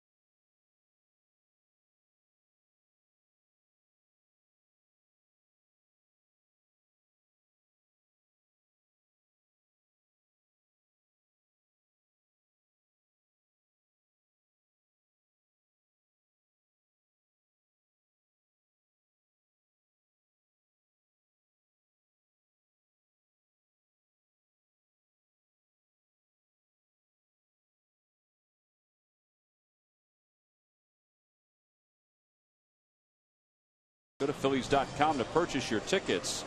Phillies have set their rotation for this weekend. And on Friday night, the Vanimal will take the baseball for the Phillies. Get a chance to see Vance pitch against San Diego. Saturday, it'll be Roy Halladay. And then Sunday, it will be Cole Hamels. So Cole, suspended for 5 games, will not miss a start, which is great for the Phillies. We go to the bottom of the 5th inning here at Citizens Bank Park. Phil's up 4-1. And Shane Victorino, who's 1 for 2, will be followed by Hunter Pence and Carlos Ruiz.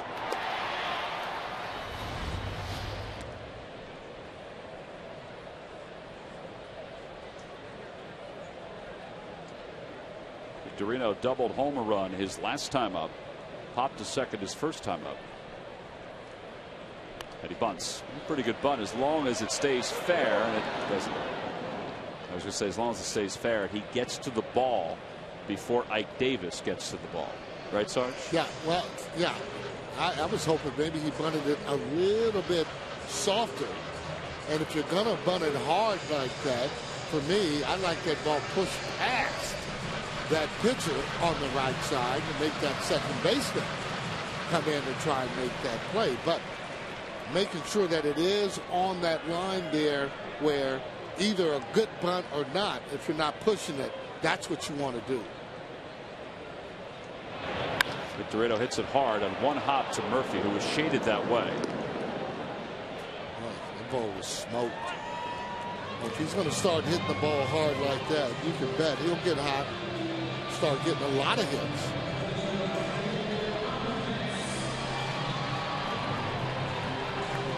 Somebody asked me today when Chase and Ryan do eventually get back, and Ryan apparently had another good day of workouts today. You know, what will that do for Hunter Pence, for Victorino, Jimmy Rollins, Carlos Ruiz. What will it do for all those guys? It takes some pressure off of them, knowing that the big piece can really win ball games by himself.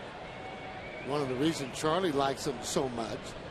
Well, and it doesn't necessarily mean every single time right now. You got to get that guy in from third base when you have a guy that can hit that ball out of the ballpark. So with him hitting, for me, fourth, the guys that are hitting in front of him will be getting better pitches, because you don't want to pitch with Howard with men on base. But I would think it's going to take him a little time to get that stroke back together where the pitchers will fear him. Excuse me. Foul ball by Pence, and it runs the count 1 ball and 2 strikes. You know, if he comes back and not seeing the ball very well, swinging at bad pitches and getting out, well, you know, the pitchers are going to take advantage of that. But he should make everybody better for me, and he'll be hungry to get back.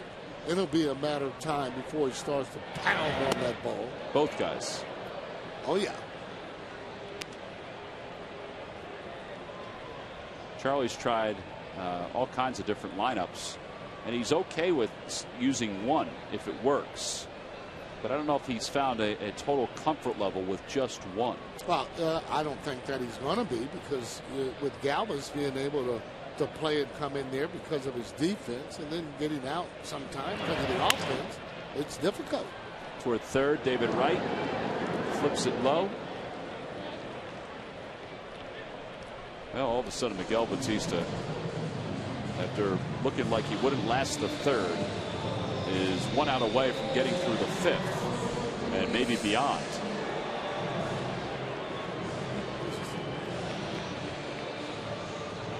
Getting his pitches in the spots that he wants to.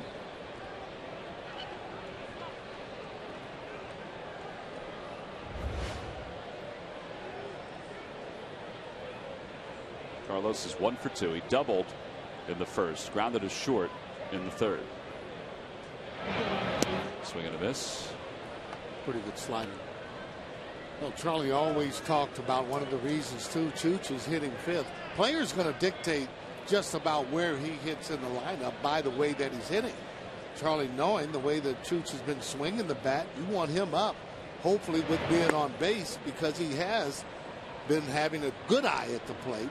And not only that, squaring up balls. He's just done a terrific job offensively, defensively, calling the game this year for me.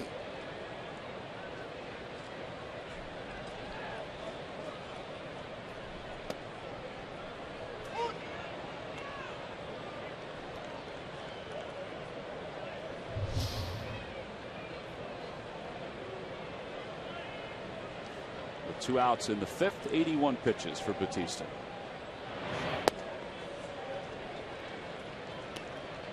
That 94, that seemed to have a little bit of sink on it.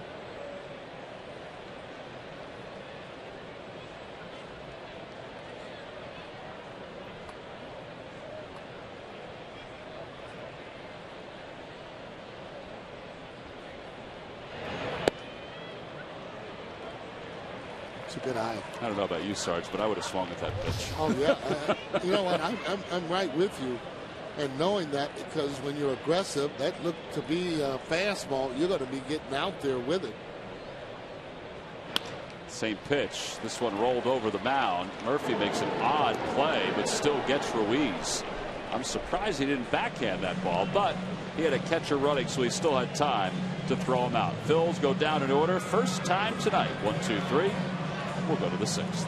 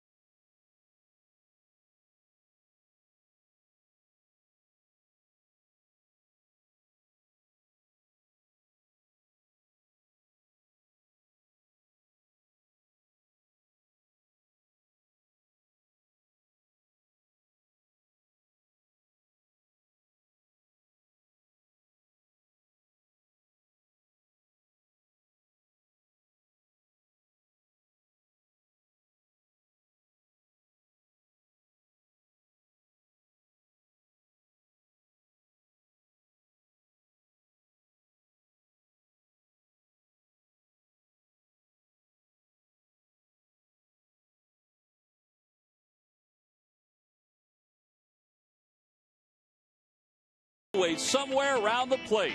The Phillies catcher has stepped up with his bat to start the month of May and is delivered in key spots.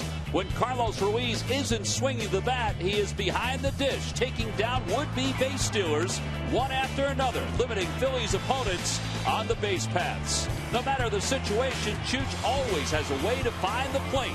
And it's brought to you by Independence Blue Cross. Now more than ever, we're here for you every step of the way.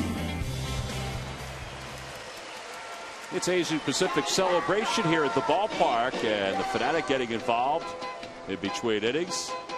Fanatic has apparel for any events. Yeah, I like the hats. Yep.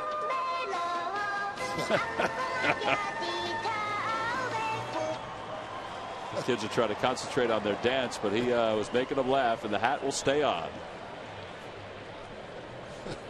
Where does he get those things? Where the hats or the hats, everything. Yeah. Well, Sarge, he probably says the same thing about you. Pence, I don't know if he lost that or not. It's off the wall. He saw where it was. That ball carried way more than I thought. Yeah, I thought he played that ball well. He sure did. He knew he wasn't going to be able to catch it. We've talked about it before. That right-hander that hits the ball, it's going to go right toward that right field line. And that one went off the wall. So he played that ball just about as well as you can play it. Blanton getting the ball up in the zone a little bit as he backhands that ball. Kind of flicks it from the side and rights at second. Yeah, he did I mean, off the bat, I thought, does he see it? But it went a lot farther than I thought. It carried well, and he played it perfectly. Yeah, he's strong hitting the ball the opposite way. Lucas Duda's the hitter, and he'll take outside. It's 1-0. So Blanton in his 6th inning. He's allowed 3 hits now.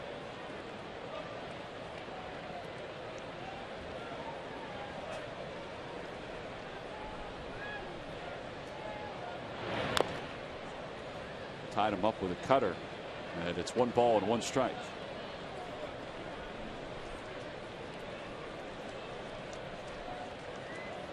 Well, there's the point that I'm making. When you have a guy like a right hitting behind you and the way that he's been hitting 300, the guy in front of him, he's going to get pitches. He's going to get pitches to hit.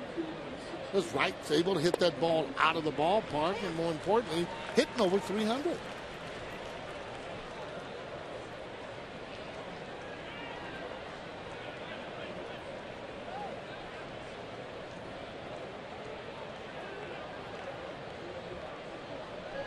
Good pitch. Swing and a miss. First base is unoccupied. Duda decided not to go. Now he went late. 2-3 on the putout again. So runner at second. 1 out. Daniel Murphy, the batter. Doing a good job, Blanton, there so far. Control damage. Get ahead of the hitter. Get him to expand the zone, and that's exactly what happened there. Well, Joe tonight has retired the Mets in order twice. Every time the Phillies do that, Comcast will make a contribution to Phillies charities. Phillies baseball is brought to you by Xfinity, your home for the most live sports, giving you all your favorite sports all year long.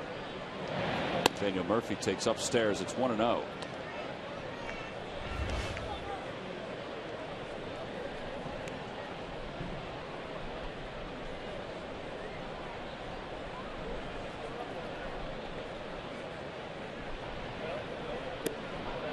Will appeal that. No swings, says the third base umpire, Darrell Cousins. Carlos did not like that call. He just hangs on to the ball. Well, those check swings are always close. Could almost go either way. Yeah, he held that one.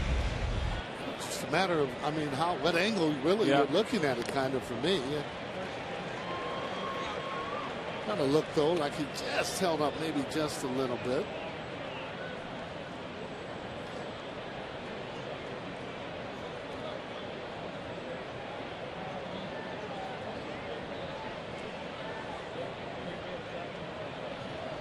Two and 1 the count. Chopper back toward the middle, or waits for it, has to hurry, and it's just in time. Well, I didn't think that ball was ever going to get to Pete, and I wasn't sure if the throw was going to get to Mayberry. What a good play there by Pete Orr as he goes over and actually almost taking a hit away. That's just a tough play there, especially from a left-handed hitter as he grabs that ball in one motion, throws it right on the money, just nips him as he's going by there. Woo! What a close play. Here it is again from your vantage point. Just nipping him. It's a big out. With 2 outs, Ike Davis the hitter now. And Blanton again. He had a runner at third with 2 outs in the 5th. Trying to get out of it again here in the 6th. Yeah, I thought he hit something high, like a high fastball or something. You see, Davis has been struggling some, so it tells me too. You get ahead of him, he'll expand the zone.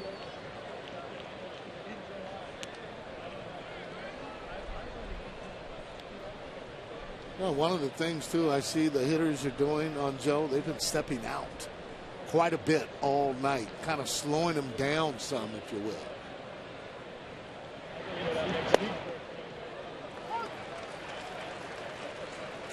Just to knock him off rhythm. We've seen that with Doc too, where teams have done that. Yeah, a little deliberate, not just jumping in there and so on. They know that, you know, Joe likes to work quick. So that getting coach would tell him, hey, when you get a chance, step out, mess up his rhythm. Well, that pitch just messed up Ike Davis's rhythm, and it's 2-2. That's what happens when you're not really thinking you can hit the fastball. You're going to start it a little bit earlier, and that's exactly what he did. They come back with the same pitch. He can come back with that pitch. He can come back with that little two-seamer that he throws right at the hip of that left-handed hitter. 2-2 the count to Davis. Did come back with the same pitch. Yep. It's 3-2.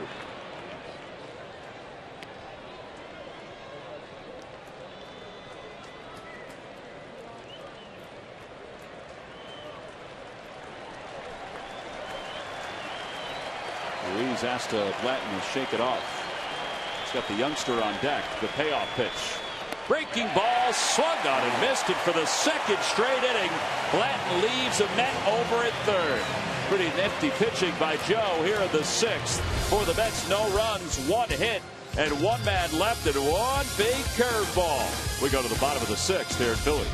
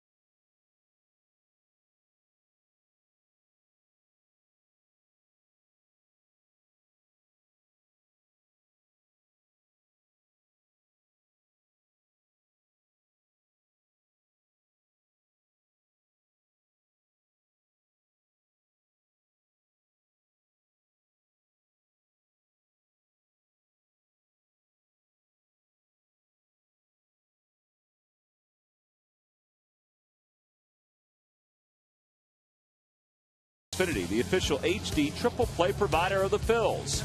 And by McDonald's, get a large sweet tea for $1. Hey guys, hope you're enjoying tonight's ball game. We go to the bottom of the 6th. Phillies up 4-1.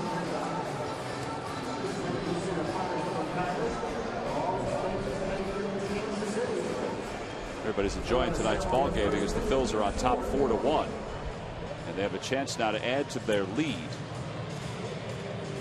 Little Italian ice, water ice, and a Philly Fanatic floppy hat. Placido Polanco begins the bottom of the 6th. It'll be Polanco, John Mayberry, Pete Orr against Miguel Batista. Phil's time to add to add to their lead here in the 6th.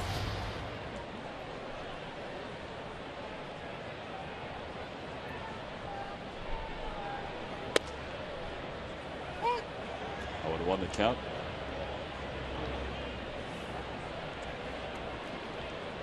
Ground ball back to the pitcher. Ground ball to short.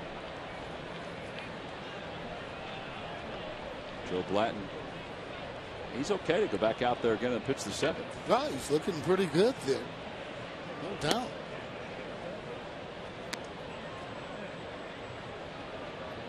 You can see the confidence, too, that he's pitching with. Pounding that strike zone. 3 curveballs, however, there in the row to get Ike Davis, and knowing that, you know, he's looking for that fastball. Flare to right center field. Torres says to Duda, I have it. And he does for the first out. Well, this Monday, the Phillies take on the Houston Astros. We've been mentioning this for a while. Great giveaway. It's a new one. It's the Liberty Bell cap. The night will be sponsored by Teva. It's Teva Respiratory Asthma Awareness Night. They'll have opportunities for you to check yourself, see how your breathing is here at the ballpark. Go to Phillies.com to purchase your tickets. Again, it's a 7:05 first pitch against the Astros, who are actually having a pretty good year. Oh, I'll say. Getting some guys that can hit. John Mayberry is 1 for 2. Scored a run back in the 2nd. Takes outside. It's 1-0. Johnny B. Baker, manager for the Cincinnati Reds, looking for his 1,500 game tonight. Win or game? Win. Huh. 1,500 win. You know who's in front of him, don't you? Right ahead of him? Yeah. Tony La Russa? Oh, pretty good guess, but Tony won a lot more games. Yeah. Tony won over 2,000 games. Dick Williams. Dick Williams. He's 72 games behind Dick Williams. Did he ever manage you? Yeah, he did. When? When I was in Seattle. Why? It was not a good experience. I think I told you about that before, but again, I respect Dick Williams and what he did with the Padres. It's Hall of Famer. Padres and the A's, too. Don't forget the A's in the 70s. 2-1 the count. So you want Johnny B. Baker to pass Dick Williams? Yeah, well, he's got Dick Williams there, and then 100 more games, Tom Lasorda. Oh. So that's his, definitely want him to pass Tommy Lasorda. Well, you know, Tommy, to his credit, a lot of guys that he's been around, a lot of influence in going on and managing. Like Dusty. And like Dusty, like Socia, Mike Socia there.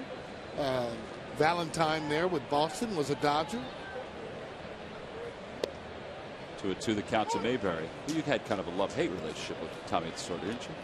Well, yeah, I mean, because we battled all through the minor leagues. I respect Tommy, and one of the guys that, or managers, that never ever knocked me down. I mean, he did it to George Foster, he did it to Dave Kingman, but because I battled him, I think, all through the minor leagues, nice knock right up the middle. Got to make Mayberry feel good. That respect factor that, you know, they didn't do a lot of that.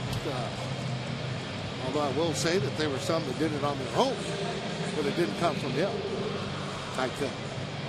All right, well, for tonight, we want to wish Johnny B. Baker some luck, although he's down 2-0 in the 2nd. Yeah. Well, that happened. It's a lot of games. It's a lot of games. Giants, Cubs, Reds. And who knows where else in the future. Yeah. Pete Orr's 1 for 2. Scored a run, drove in a run. Back in the 2nd. Mayberry should be looking to try and steal a base if you can. I would. There he goes. Oh, and then he stopped. That's pretty good. Now, whether or not, and it looked like he was looking at him there, or maybe he felt he didn't get a good jump. If you don't get a good jump, as Charlie's flashing signs, that you go back. Now, take a look at as he just, I don't know what, I think that was just a fake. You think so? Well, yeah. I mean, because he didn't look at him. He just ran and stopped.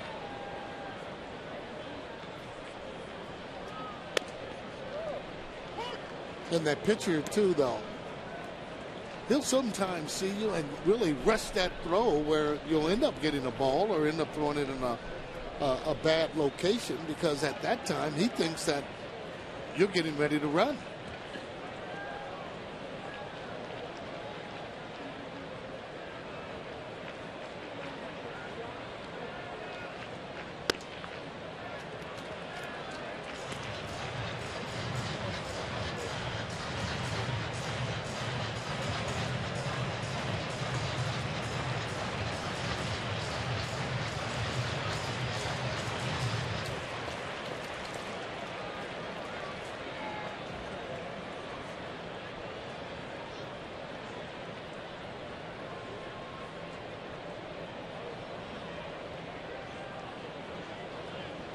Like to try and maybe score a few more runs. That way, late in the ball game, you can stay out of that no doubles defense. You know what I'm talking about, don't you? I know what you're talking about.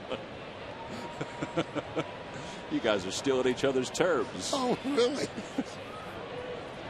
Oh, Orr rips it to right field. That ball's going to scoot all the way to the wall. Mayberry's going to head to third. He'll stop there. And Pete Orr already at second with his second hit of the night.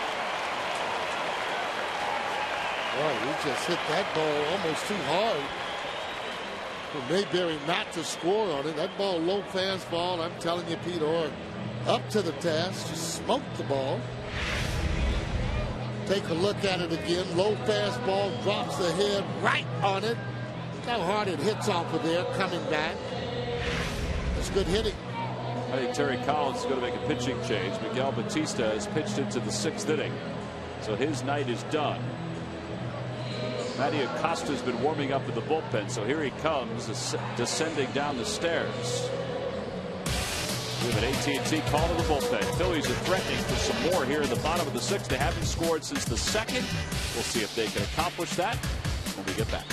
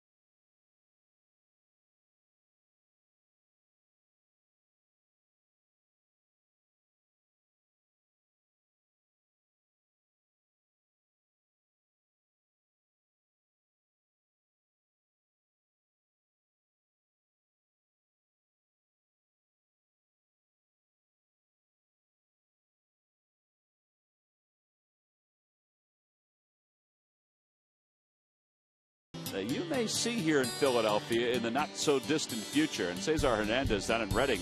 The Reading Phillies are in first place in their division in the Eastern League. How about that week? 387 with 6 runs batted in, and not only getting the extra base hits, but also stealing some bags. Yeah, when you're playing well in Double-A, you are not too far away. And in a lot of cases, Double-A, because of the lighting, a little bit difficult to hit in Double-A. It'd be harder sometimes in that Triple-A league. So Matty Acosta's on to face Joe Blanton. Infield in. Joe takes outside. He walked on 4 pitches his last time up.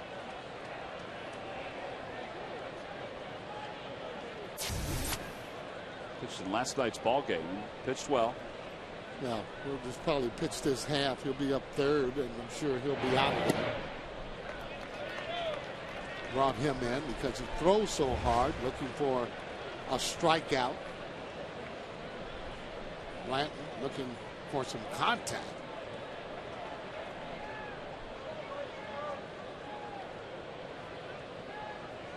You get some contact. The spinner towards second base. Nobody was covering first, and finally Ike Davis got over to the bag. What was he doing?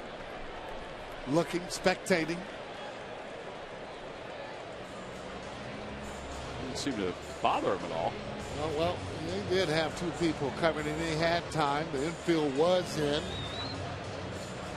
It went right on the knuckles there. Now, if he had gone on contact, a good throw, I mean, he would have been out of home, right? I would think. Yeah. Yeah, that's why they have that infield in. I mean, as soon as that's hit, they see you going. They're going to come up, make that play, and try and throw home. Second and third with 2 outs. Rollins takes outside, 1-0.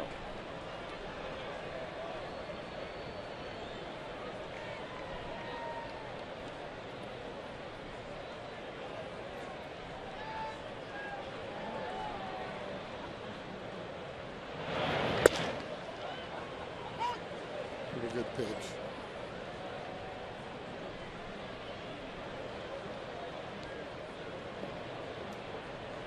Sometimes you try and guess with the hitters, but when they're taking pitches like that, I'm wondering whether or not they're looking off-speed pitch.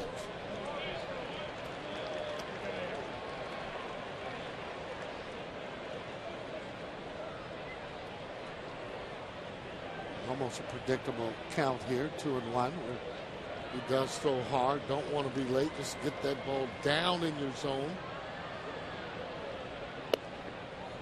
2-2 the count now to Rollins.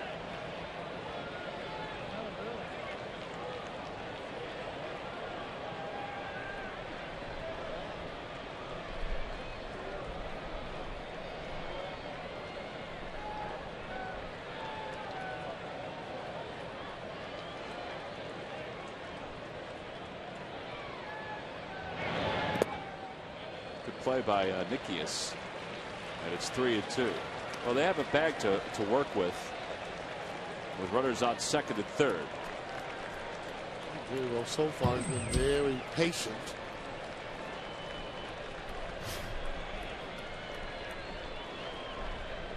Got to look at that ball, I mean, the same way.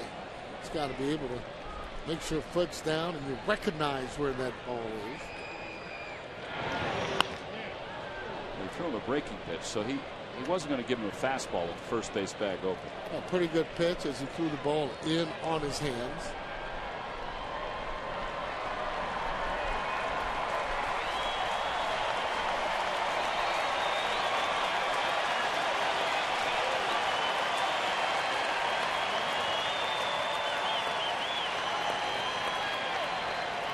To the count. Swing and a miss. Got him with an 82-mile-an-hour breaking ball. And the Phillies leave a couple in scoring position. So we have completed 6 on to the 7th inning. Phillies have scored 4 runs in the first 2, still nursing a 3-run lead.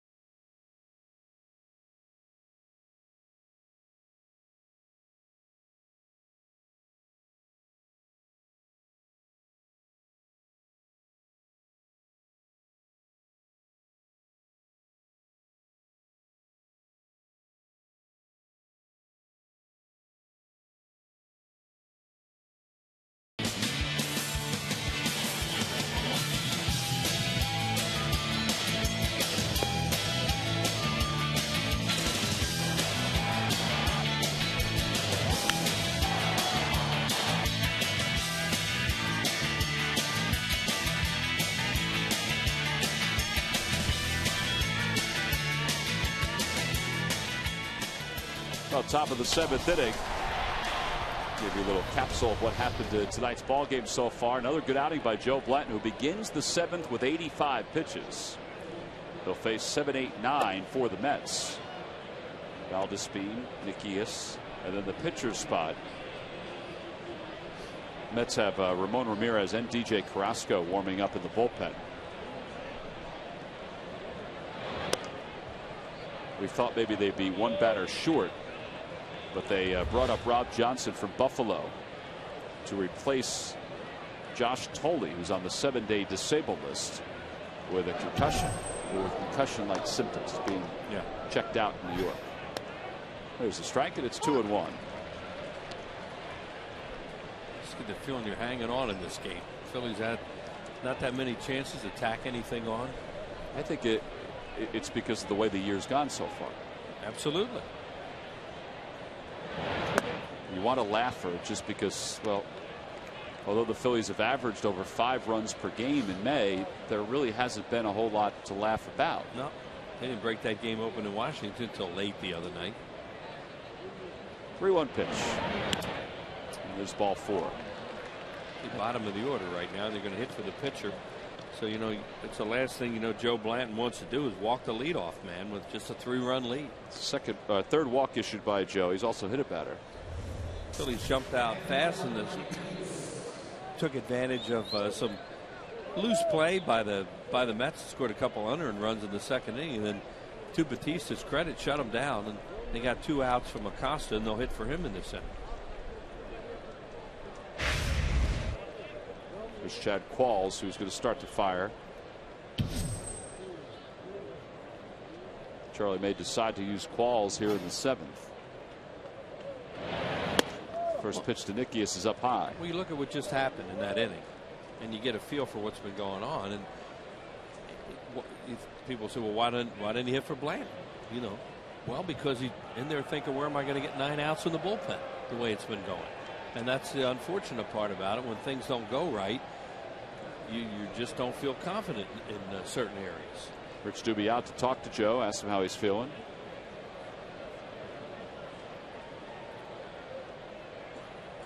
Well, these lucky fans are tonight's Citizens 7. They were each received a prize pack courtesy of Citizens Bank. Citizens Bank with the most 7-day branches in the Philadelphia area. To find a branch near you, visit citizensbank.com. That guy brought his eye block. He is ready for a ball game. Yeah. Night game, day game, doesn't matter. Did you ever use that stuff? I used it one time, and I didn't think it did anything. We didn't have it when we were kids. I'm just curious. What'd you do, burn a cork? There's a strike, and it's 1-1. No, we just squinted. You didn't burn a cork and put it on? No. Sounds like pretty cool stuff. But no. Would you have been like Bryce Harper? Would you have smeared it all over your cheeks? Doubt that. Well, didn't want attention, you know, at my skill level. Swing and a miss. That's a good breaking ball. It's 1-2.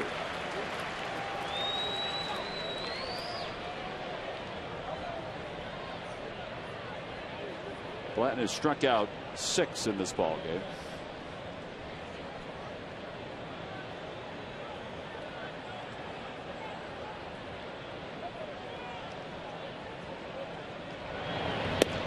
Make it 7.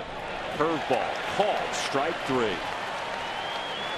was up a little bit, but it was still in the strike zone. And now Scott Hairston will bat, and he won't be the tying run. Yeah, that was a good breaking ball right there. Now, Nikias is a catcher, of course. And as you said, Tom, his eyes think that ball is too high to be called a strike. Phillies have won a lot of games in Joe's starts. Trying to do it again tonight. You look at that, his last 17 at Citizens Bank Park, and his last 33 overall. They're 22-11. It's 11 games over 500. Any starter would take that, although 11 losses might be a lot for a season. To be 11 over 500, I think you'd take that in a heartbeat. What could he use a double play ball right now, get you to the 8th. Savory has joined Qualls.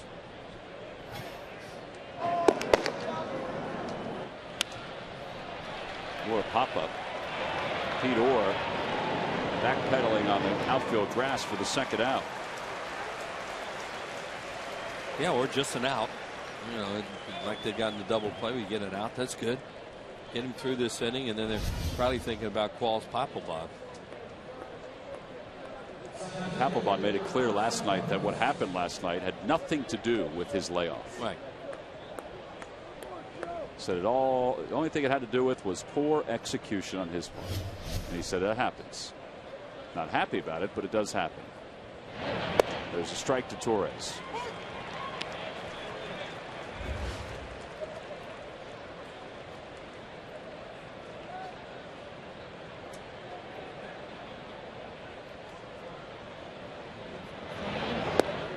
To the count. Remember, Rich Dubé said when he went out there, he's really started to throw some good off-speed pitches.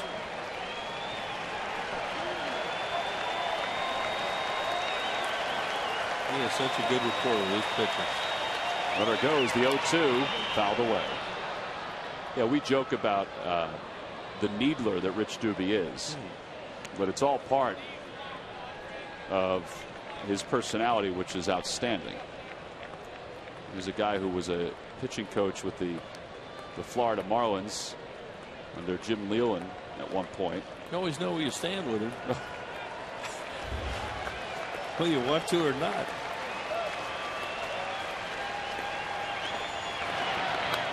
Another foul ball. Joe coming up on 100 pitches right now, just battling to get out of this inning, which you'd think would be his last. We don't know that, but you'd think so. There you are. He is at 100 right now. You know, he's not a guy who will always have a real great ball strike ratio, because he will pitch behind hitters sometimes, but uses all speed stuff. Throw over just in case Valdespin decided to take off again. That was a great time for a throw over, because you have a young player over there who may be a little antsy about going again. It'd be a good time to have gotten him leaning a little. His lead is shorter. The 0-2 pitch.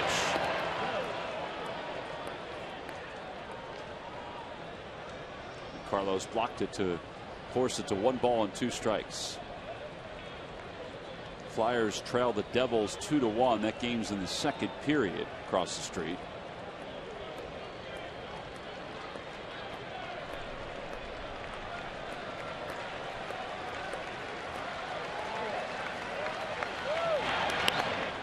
Looper down the right field line. That's going to drop. And the runner will go over to third, Valdespin. So it'll be first and third with 2 outs. And Kirk Nieuwenhuis is coming up. Let's see what Charlie does here. You know, Blanton has worked into a little trouble the last few innings, but he's at 102 pitches. He made a pretty good pitch there in Torres. He did. And he just looped, you know, got out in front of a breaking ball and kept it fair. Looks like he's going to let him go.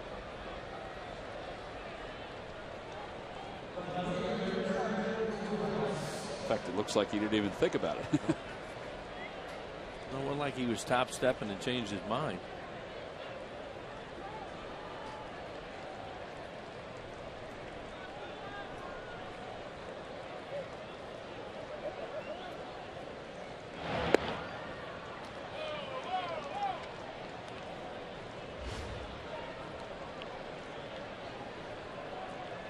One earned run in 15 2/3 over his last 2 starts.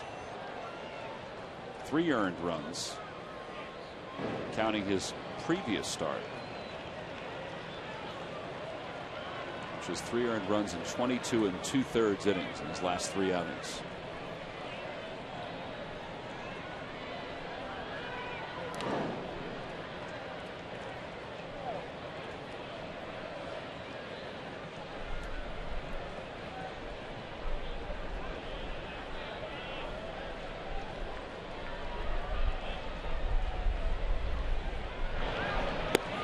Trying that curve again. He's missed with the first 2. Now the problem is the guy on deck. You don't want to lose Nieuwenhuis. No. Because that's the best hitter that the Mets have. Yeah, he's clutch too. Now the 2-0. On the Toyota Major League scoreboard. An update from down in Houston. Miami leading the Astros 1-0. Marlins have won 7 straight, all on the road. Yep. They'll return home after the series against the Astros. 2-2 the count. They saved their season right now, the Miami Marlins, because they, you get some people come to their games when they come home after this win streak.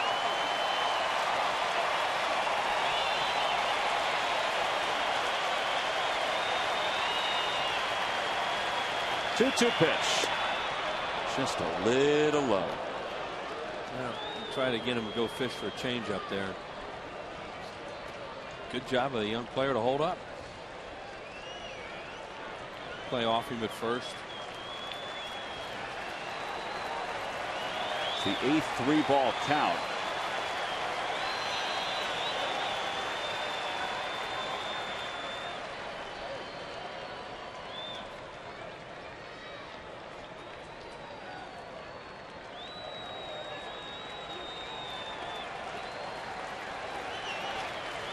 Runner goes from first, and a liner to right field. A base hit. A run scores. Torres stops at second. It's now a 4-2 ball game. Fastball. Didn't want to walk him there. That'll probably be it. And bring Qualls in. Wanted to get him through the 8th inning. Mets keep scoring runs with 2 outs. That's one of the reasons why they've been winning. So the RBI for Neuenhuis, his 2nd hit of the night. Charlie Manuel making the walk out to the mound. That's going to do it for Joe Blanton. So Joe, off his complete game shutout, goes 6 2/3 in this ball game. And he's going to give way to Chad Qualls, who just finished up his warm-up tosses. Pretty good game off the last one for Joe, and he's going to get a nice round of applause as he comes off the mounds. Phillies lead it by 2, 4-2. 2 outs here at the top of the 7th inning. And we've got a pitching change. Chad Qualls coming in. Joe Blanton receiving a nice round of applause. He goes out.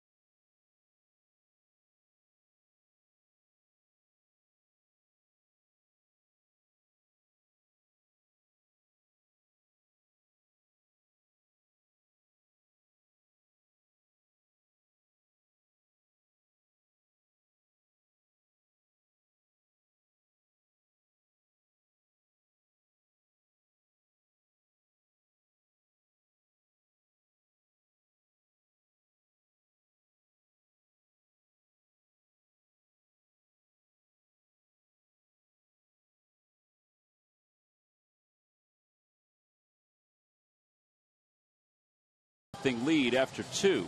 Now it's 4-2. Joe Blanton is done. He went 6 2/3, and he did a nice job tonight. But the runners on first and second are his responsibility. Now Chad Qualls will come on to pitch here in the 7th to try to get David Wright. Wright is 4 for 14 against Qualls for his career. The Phillies won't hold on Neuenhuis off first and Torres at second.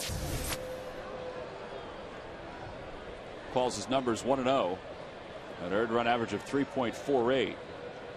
He slides away the rosin bag. It must have been in the eyesight of David Wright. Wright is 1 for 3.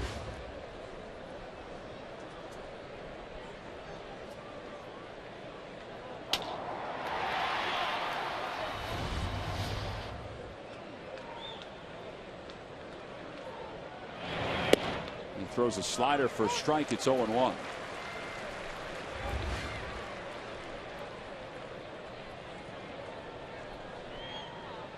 Phillies are a good hitting team 7th inning on. Wright is a good hitter 7th inning on.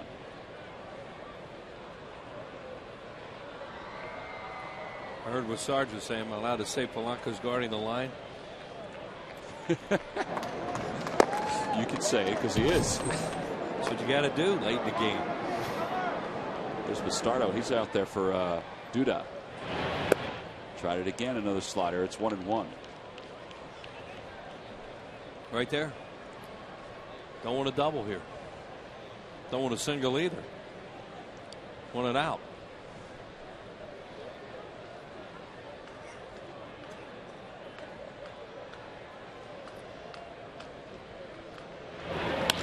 Line drive, base hit to right field. Torres around third, heading for home. The throw's coming to the plate. And now they've got Wright between first and second. Neuenhuis is off third. Rollins is looking. They throw to Orr. Orr's looking at the runner. He throws low, away from Polanco, and the Mets are going to tie the ball game up. A 4-0 lead is erased.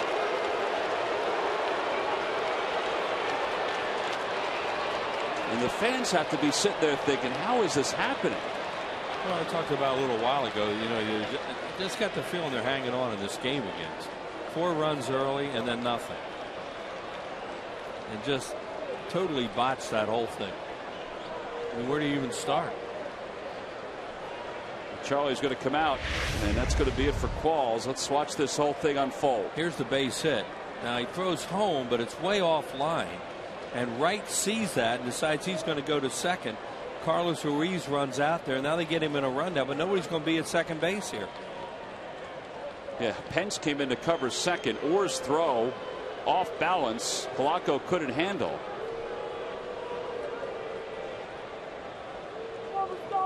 And a good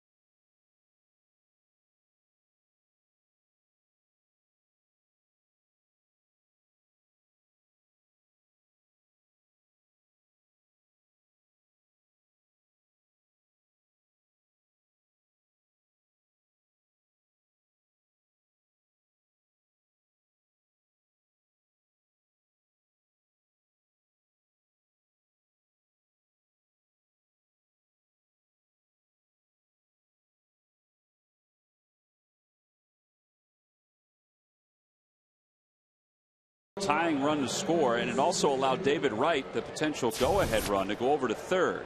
Antonio Bastardo on for Chad Qualls, who faced one batter, gave up a hit, and the 2 runs scored. And now Lucas Duda, who's 0 for 2. And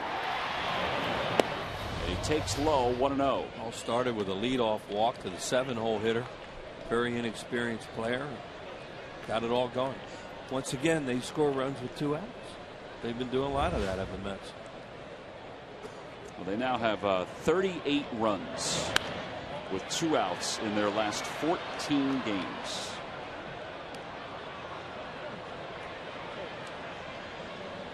Terry Collins got his spot starter Miguel Batista to go into the 6th tonight. Joe did not pitch badly at all tonight. They just couldn't get out of this inning. 1-1 pitch. Inside, 2-1. Bastardo will face Duda, hopefully get him. If not, he'll face Murphy, who's on deck. He's another left-hander.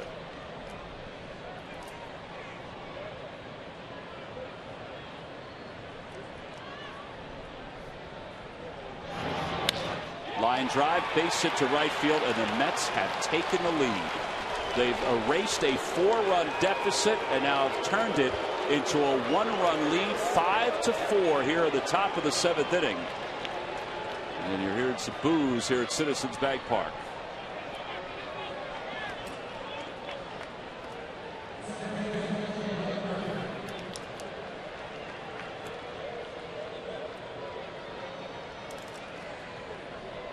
And now they got to get Daniel Murphy out.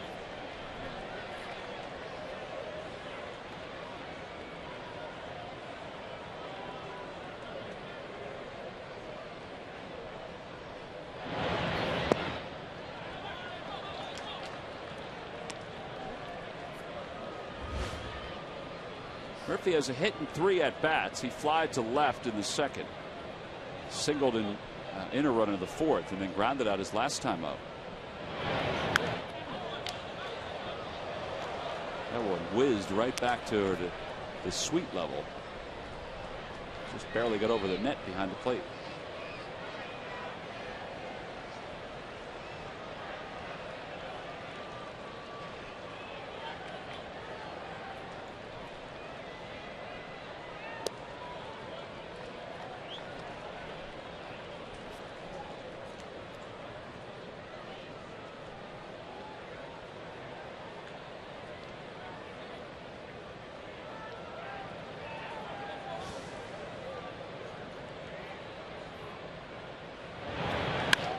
To center field. This should do it for the inning. Victorino goes back a few steps, puts it away. The inning is finally over. The Mets sent 8 men to the plate. They scored 4 runs. It all began with the leadoff walk. We go to the bottom of the 7th. It's 5-4 New York.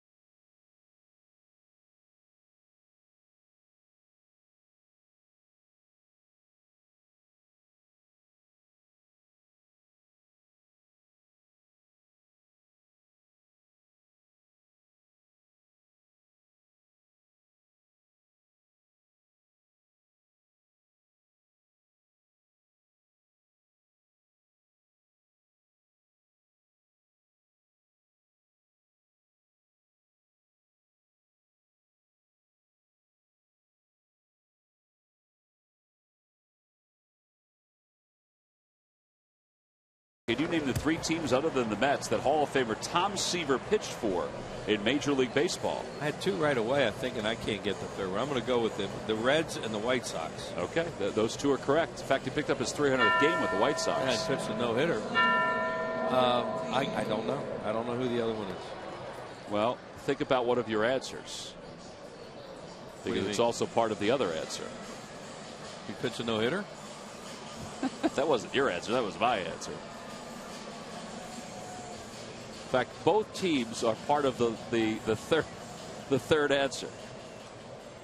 Did he go? Oh, he. Then wait a minute. didn't he go back and? But that doesn't count. It's still the Mets. I'm thinking he went back to play for the Mets. So at the end, didn't he? He did, but that doesn't count. But then went somewhere else. The Red Sox. See the red? Oh, I don't remember that. Red Sox, okay. Reds, nice. Sox. Thank you. Gotcha.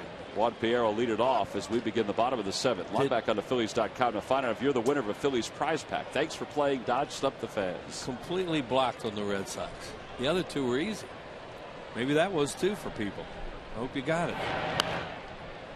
Pierre trying to get on. The Phils down by 1.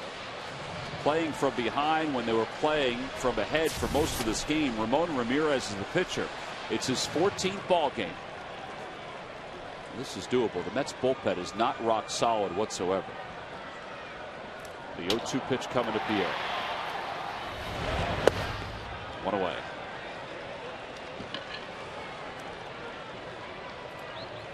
Well, something's got to happen to change the course of fate here for the Phils. On the Toyota Major League scoreboard, Texas is pounding the Orioles again. 10-1. Josh Hamilton has hit 4 home runs. He has 14 now in the first 30 games. That is a record. Victorino the batter with 1 out.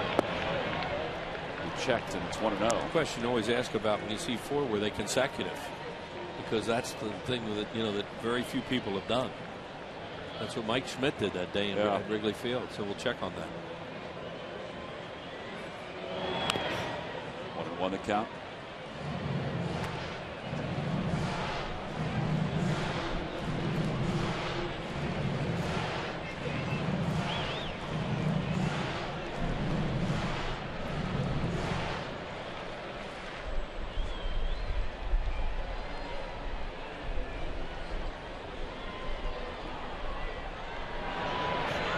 Two and 1 the count to Victorino.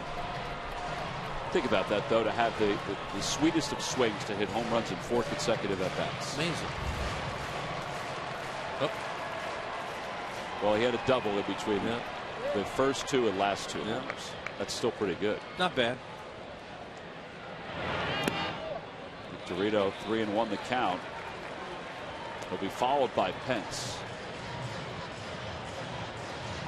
This is a team, the core group, that has played from behind so many times during this run the Phillies have been on and have done it so well. They're in need to do it now. Ball 4 and Victorino's on. So there we go. Good at bat.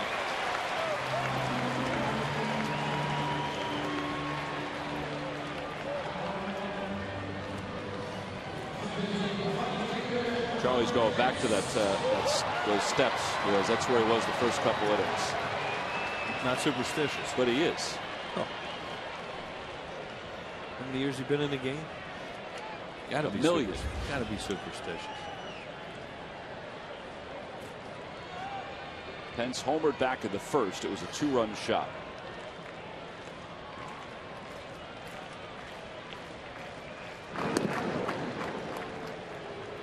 Phillies have run against Nikias tonight.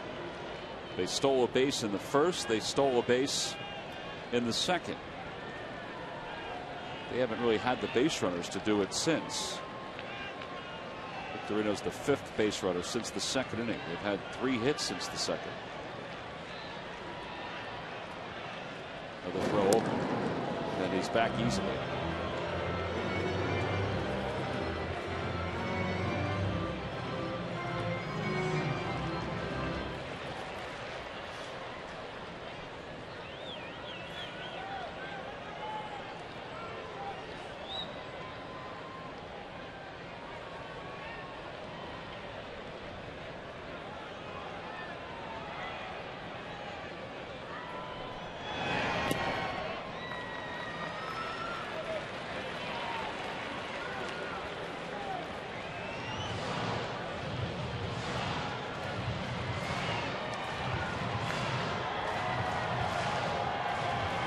The Mets bullpen this year, 4.57 earned run average. Counting last night, they have 9 saves and 14 opportunities. So you can get to them. Over toward third, diving, stopped right. Wow, he got one. That's all he'll get. That ball was a bullet off the bat of Hunter Pence. 5-4 on the putout.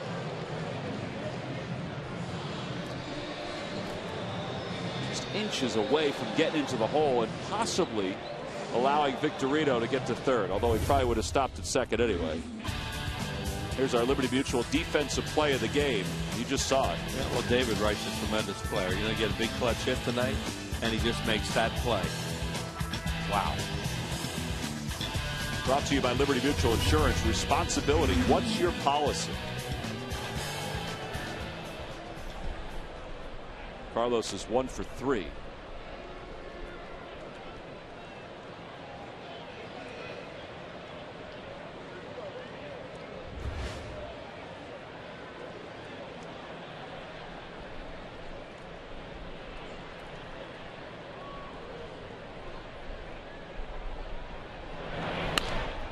Off the end of the bat, a foul ball. 0-1 the count. On the Toyota Major League scoreboard, Washington has taken the lead in the 9th inning over Pittsburgh. Adam LaRoche back in the lineup, has a home run, 2 runs batted in. Phillies are 5 games back right now from the Nationals. It's a heck of a rally for them in the 9th inning. Clippard's on, pitching for the Nationals in the bottom of the 9th. Short lead for Pence. Ground ball right side, and Murphy backs up on it, still has time, and the inning is over. No runs, no hits, 1 man left. We've completed 7. We go to the 8th. David Wright and the Mets, well, they're on top by 1.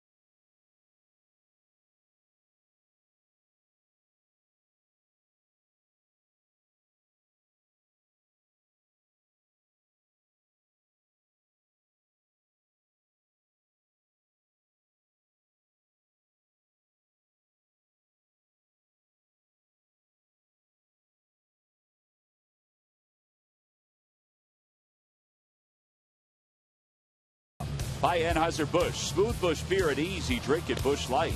And by Toyota, every new Toyota purchase comes with Toyota Care. Well, a totally different landscape to this game since the first 2 innings. Phillies were up 4-0. Joe Blanton was in total control, and I still think pitched well, despite the fact he allowed 4 runs in this game. But the Mets, they scored 4 in the 7th. To take the lead, and honestly the 5th and 6th were kind of tense because they had runners on third in both of those innings. Yeah. In one of those games, you know, where the Phillies didn't add on and were just kind of hanging on the ropes a little bit. And the Mets, you know, they think they can win right now, and the Phillies play like a team that thinks they're going to lose. And you know, they got to turn this around and shake this off and get back to that mentality of, well, the team hangs around us, we're going to get rid of them and we're going to beat them. Particularly if we get into their bullpen. Right. John Roush was firing for the Mets. 2 balls and no strikes the count to Bastardo. Davis is 0 for 3. He's grounded out. He's flied to center and struck out.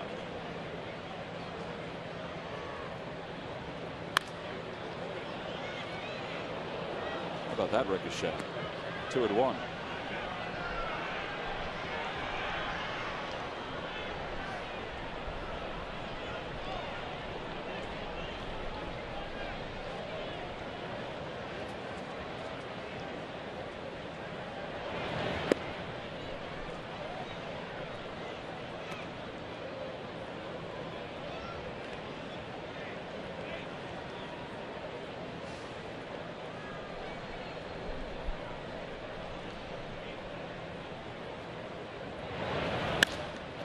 Line drive or knocks it down. Look how hard that ball was hit and where it went after he knocked it down.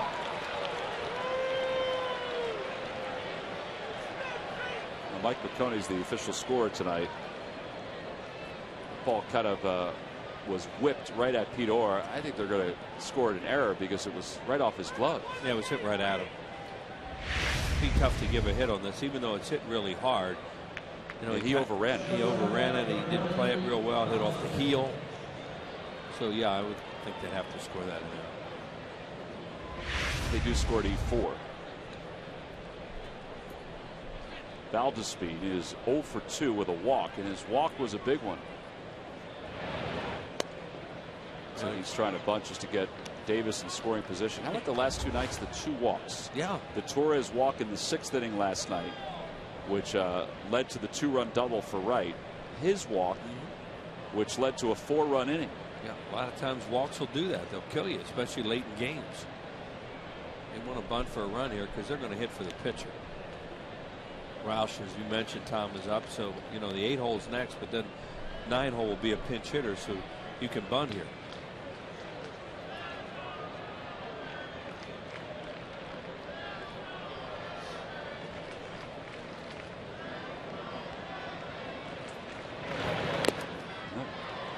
Decided to take it off.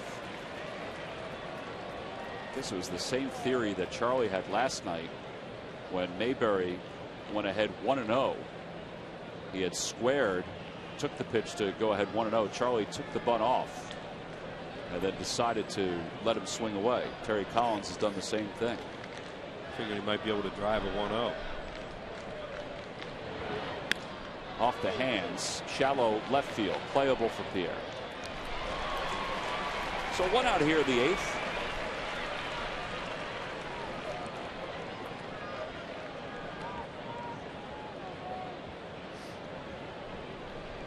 Great way to follow your favorite Phils players and also donate to a great cause. Your donation will go to one of 4 Phillies Charities beneficiaries that you choose. It's the Phillies Charities Pledge Program. Select a Phillies player and pledge donation amounts on their stats such as home runs, RBIs, or wins.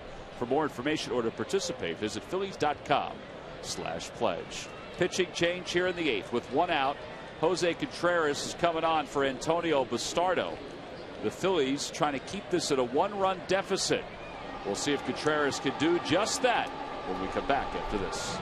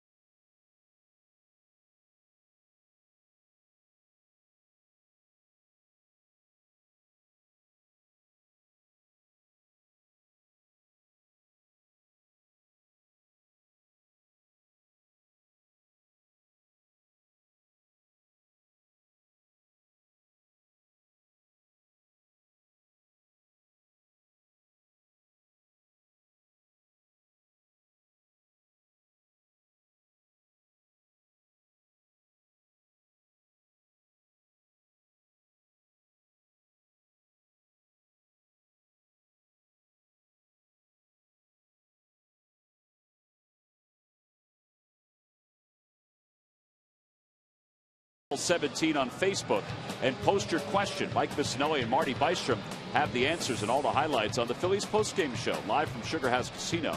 That's coming up right after this ball game. It's a 5-4 Mets lead. Jose Contreras will take over for Antonio Bastardo, and he'll do so to face Mike Nikias. Contreras a 9.53 earned run average.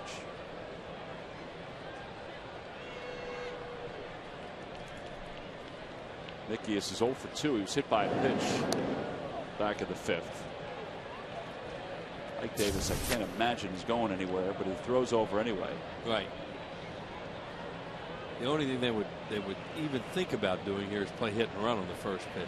Sometimes they'll just throw over to see if a guy's leaning a little bit. Then they may pitch out.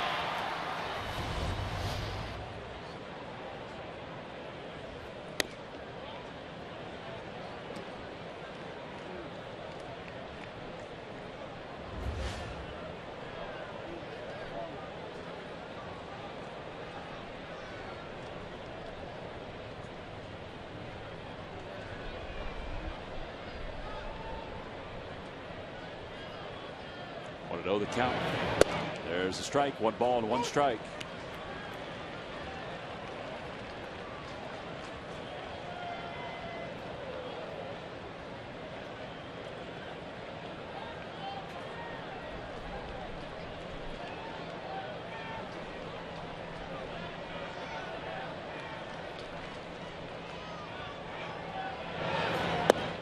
With a low 2-1 the count. Well, they've gone to the bottom of the 9th inning in Pittsburgh. The Pirates have the tying run at 3rd with 2 outs. Nationals up 4-3. Meanwhile, in Houston, they're in the bottom of the 6th. Miami's up 2-0, and the bases are loaded. Atlanta leads Chicago. Phillies trail the Mets here. Davis goes. Pitch is swung on and missed. The throw by Ruiz, and he is out at second base. Well, I said I didn't think he was going anywhere. I'm still surprised that he was, but it was a hit and run. Exactly. He wasn't going to try and steal a bat. And they got the hit and run count 2-1. They like Nikias the way he controls the bat, obviously. He fouls a lot of balls off. He doesn't swing and miss that much, but he swung and missed. And that was a great throw by Carlos Ruiz. Base runner's going to get no jump on a play like this on a hit and run. So you have a heck of a chance to throw him out. And he did. So important to keep this at a 1-run deficit. Give the Phils a chance. And there's a breaking ball that missed somewhere, and it's 3 balls and 2 strikes.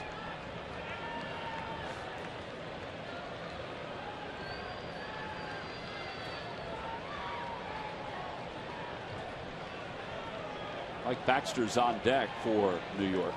Pitcher spot is up next. The pitch off the end of the bat. John Mayberry will make this play in foul territory, and the inning is over. So good job by Contreras, a great job by Ruiz to make the throw to second. No runs, no hits, nobody left. There was 1 Phillies error. On to the bottom of the 8th inning. Placido Polanco will lead it off.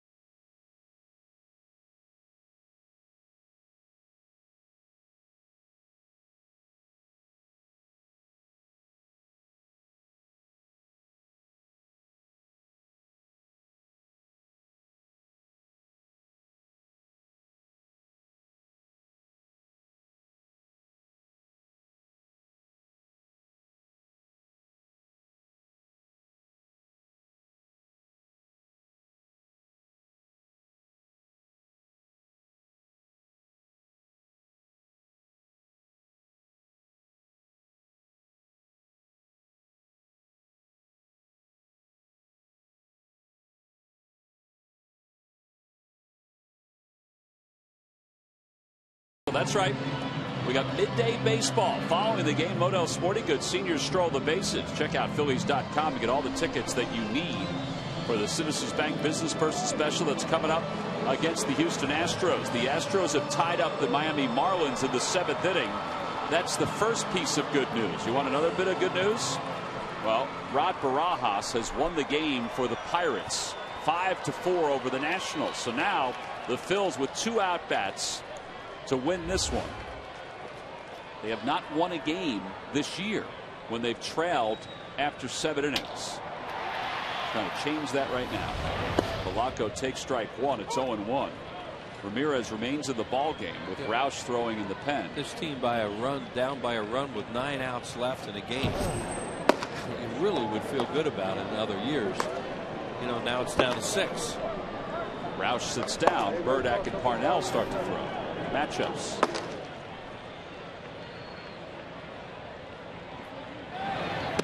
Upstairs, 1-1 the count.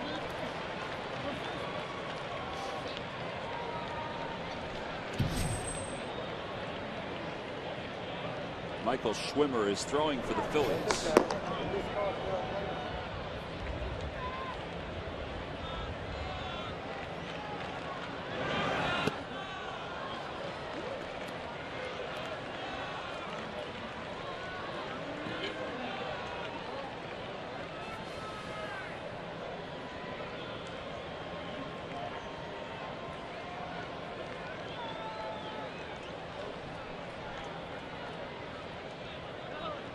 To the count to Polanco. Toward the middle, Murphy makes a nice play to his feet, fires wide, and the Phils have the tying run aboard. Boy, they have been picking them in the infield for their pitchers tonight. Murphy made a great play earlier. Tremendous play by Wright, and he has him there with a good throw. They did get one break, though. It did go in the dugout.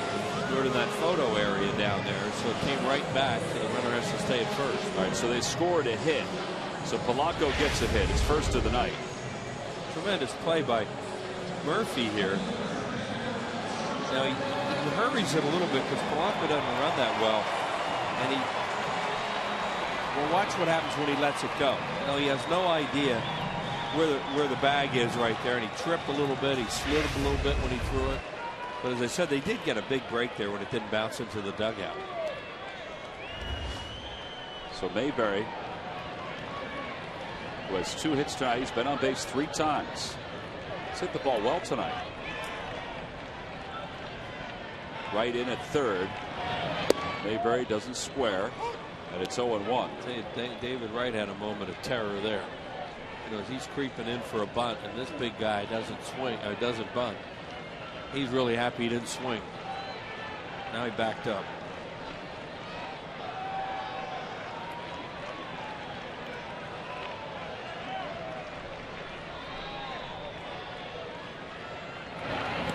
In the dirt. Oh, Polanco read it beautifully. That's some great base running right there. He saw it trickled away far enough between the feet of Mayberry, but he was able to get it to scoring position. Outstanding base running, as you say there, Tom. You have to see how far it gets away and make sure, you know, that it bounces away. Now maybe they have a decision whether, well, let's first look at this. Bounces away pretty far, and he's got to go around the hitter too. Mayberry hits a lot of balls to the right side, or do you bunt him in a 1-1 count? I think they're going to let him swing here. Polanco gets his walking lead off second. And Mayberry lines it, caught by Murphy. Wow. Oh, it's not going good right now. Nope, he hit that right on the nose. There's not much you can do about it. As Sarge says, all you do is hit it hard. And they had him positioned perfectly there, playing him up the middle deep with the lead. This thing is scalded. Look where he is, right there, and this is where the baseball goes. Right in that spot. Fortunately, Polanco was able to get back. Right, good base running by Polanco not to get doubled. Orr has 2 hits tonight, an RBI. Swing and a miss and a changeup. He was swinging fastball. Talked about in this business, you know, when you're going good, you get a little bit of luck too. You have to have it when you're playing this game, and when you're not going real well, Things don't break your way a lot of times. You have to make your own luck.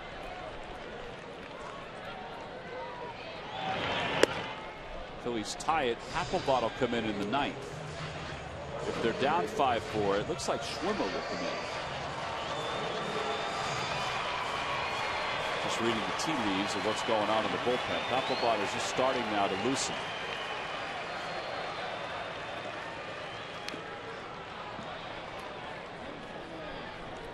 And now it's 1-2 to Orr.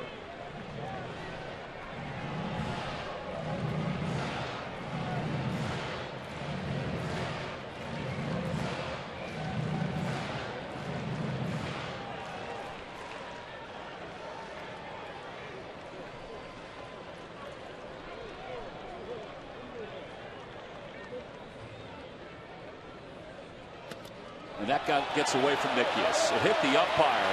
Polanco still gets to third. And it's 2 balls and 2 strikes. Now let's see what the Mets do here. It looks like they're going to play the infield in. Not that. 8th inning on the road. They don't give up a tie ball. Game on a ground ball. Here it is. As Tom said, it hits Porter right there on the foot, and that is fortunate for the Phillies because then it really kicks away from Nikias. So the second wild pitch of the inning. Worthing's coming out. Well, they have Nix on deck. They have a left-hander ready for him. You know, it's almost like, hey, we don't have to challenge this guy right now, meaning Pete Orr.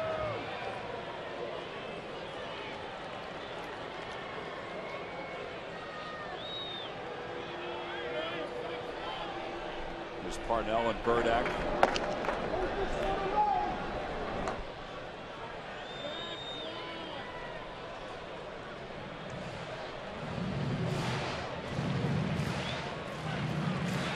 Polanco's over at third. They are going to play the infield in. Yeah. 2-2 the count. Trying to lift one. Outside 3-2. That was way outside too. I said I don't know if that's what the conversation was about, but it could have been that, you know, we don't have to let Orr beat us here. We've got a left-left situation potentially coming up with Nix or whoever they want to send up right-handed.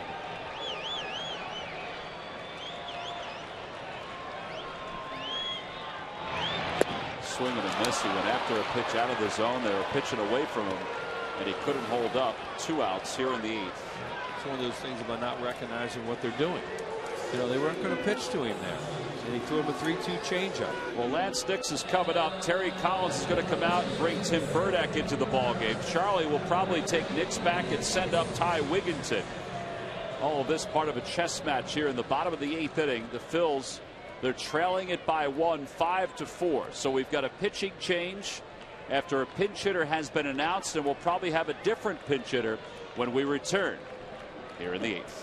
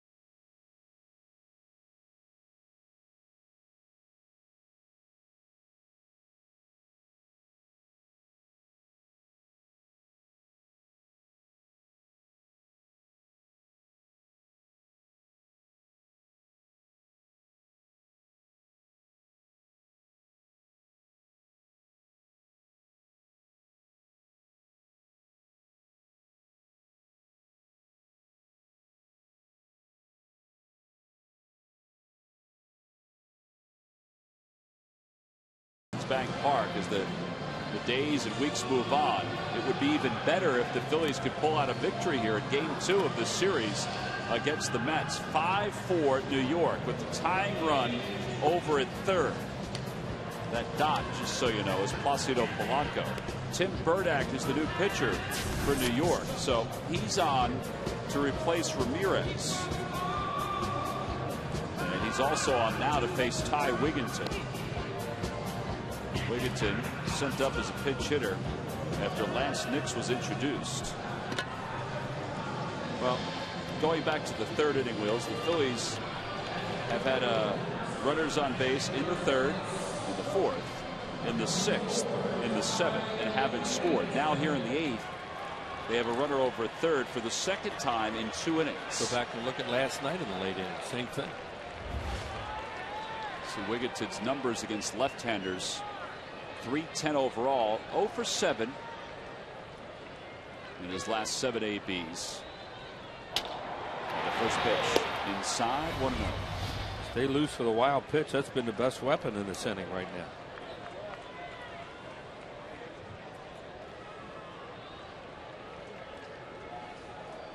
Wigginton for the year, a .288 hitter with 2 homers and 10 runs batted in. Inside, 2-0. Well, the night has started to go better for the Phillies with the Pirates pulling off a ninth inning heroic win off the bat of Rod Barajas over the Nationals, 5-4. Now the Phillies need to complete a comeback here at Citizens Bank Park. That ball is hit toward right center field, not that deep. Here comes Torres, and he got there.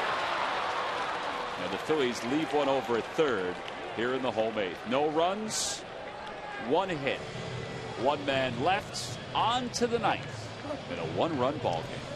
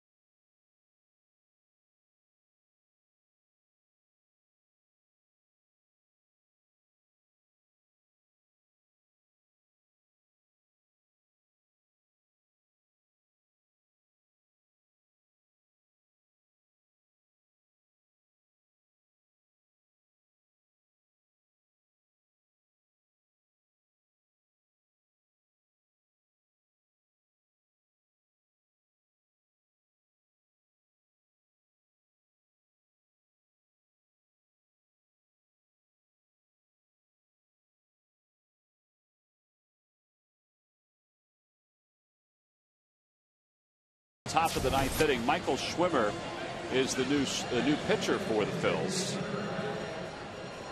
Schwimmer 0-1, a 6.35 earned run average.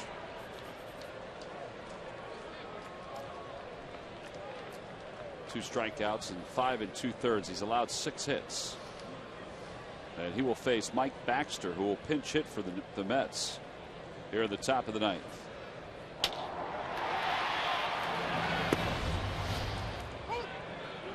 It's an important inning for Michael Schwimmer, and there's a lot of responsibility on him.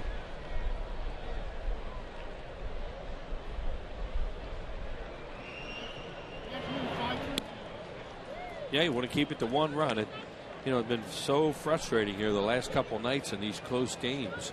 But 1 run at home, huge difference, than opposed to them getting out with a couple here. 2-1 the count. Frank Francisco's been their closer, but it kind of looks like Roush is going to pitch in ninth inning. I guess they've kind of mixed and matched at times. 3-1.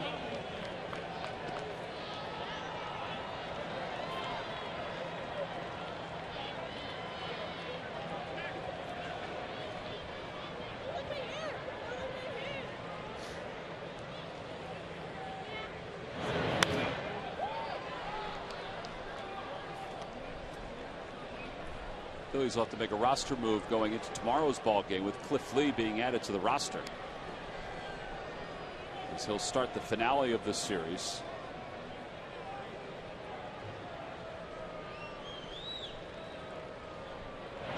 And there's ball 4. So Baxter's aboard.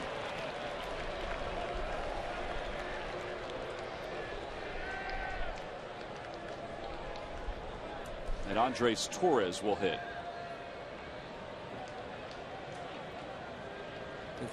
He can handle the bat too. You think they try to bunt him over here?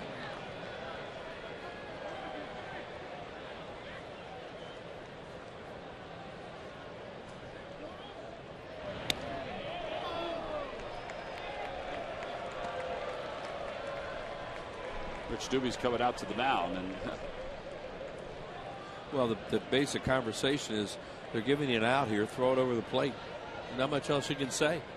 One of the issues that Michael's had, he has a lot of talent and he's had some very good numbers in minor leagues, but here in the big leagues he's had a difficult time just commanding his pitches. You know, it's a totally different stage and you have to get used to it, but it's his numbers in AAA have not translated to the big leagues. Well, there's a big jump between AAA and the big leagues. Absolutely. So the pep talk is done with Dubie.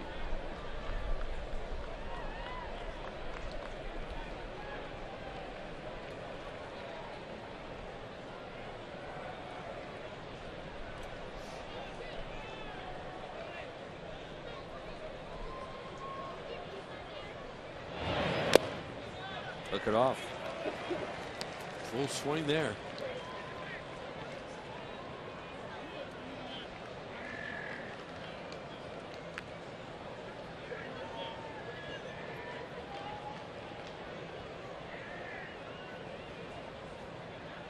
There goes. Pitch is lined to left field. That'll be a base hit. Baxter continues on to third.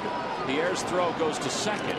So first and third with nobody out. These guys are just playing pretty good baseball right now too. They threw a hit and run on them right there, and Baxter runs the base as well as you could see. Pierre doesn't throw very well, so they knew they could first to third on a ball to left field since he's running, and now they're in business to get more. Here it is, a hit and run, tailing fastball, takes it the other way. Good piece of hitting, good base running.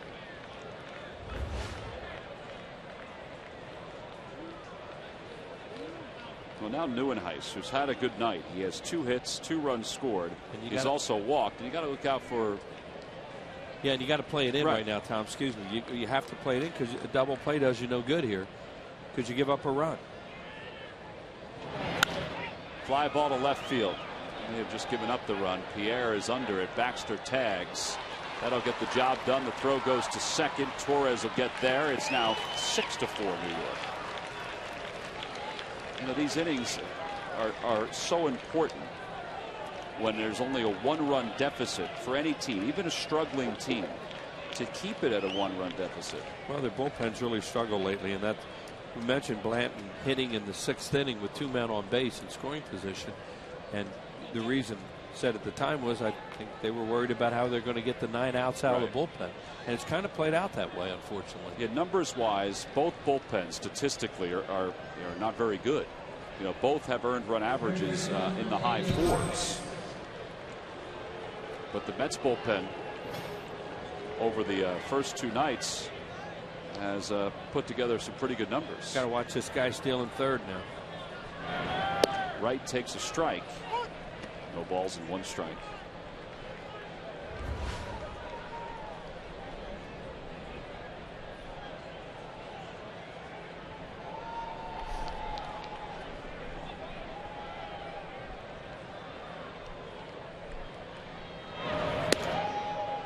Galva's doing a good job of coming in behind him, behind Torres, and making aware that somebody's there, so he just can't get over to third base.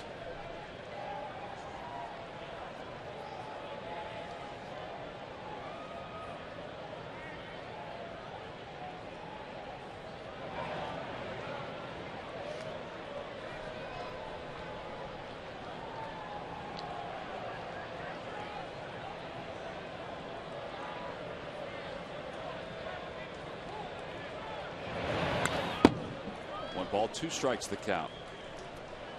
These last 2 nights, the Phillies bullpen has allowed 5 runs. That doesn't count the inherited runners. The Mets bullpen hasn't allowed anything. Yep. They've thrown up zeros. They threw up zeros from the 5th inning on last night. A lot of Phillies had a lot of base runners late in these 2 games and not able to do anything. And they'll go back to that rundown play. We said, where do you start? Probably Mayberry cutting the ball off and then going from there. I don't know. To look at it again. But there were all kinds of things went wrong with that, and that's what's giving the Mets this momentum right now to go ahead in the game. Started with Wright's hit. Up the third base line, a foul ball. Just out of the reach of Polanco.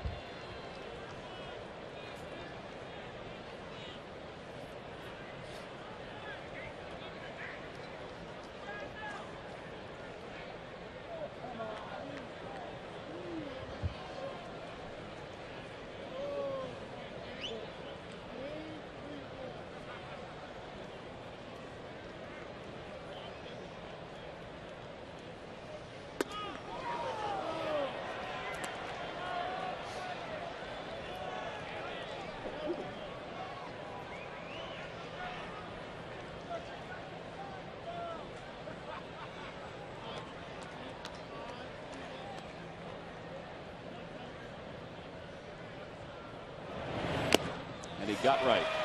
Ruiz hangs on. 2 outs now in the 9th. And now Schwimmer needs to get Lucas Duda, or Savory is going to need to get Lucas Duda. Depends on what Charlie does, and here he is. He just signaled to the pen, so he is going to make a switch. Savory's going to come on with 2 outs here in the 9th inning. A runner at second base. The Phils trying to keep this now at a 6-4 ball game. Another pitching change. The Phils working deep into their pen. Michael Schwimmer's evening is complete. And here comes Joe Savory. We'll tell you about him when we return to Citizens Bank Park.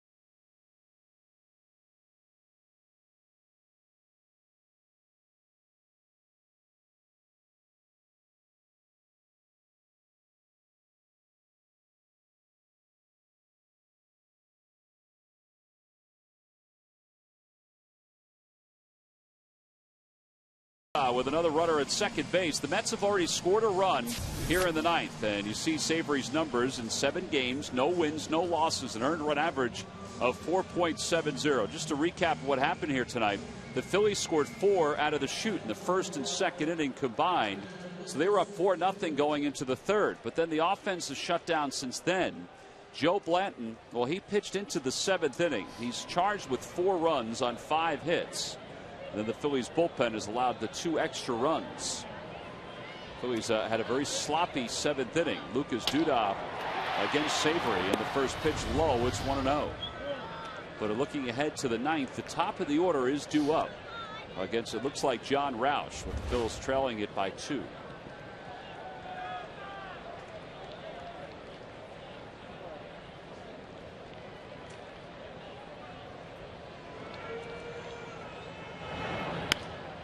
One ball and 1 strike to count to Duda, who tonight has a single and a run batted in, and has struck out twice. He walked back in the 4th.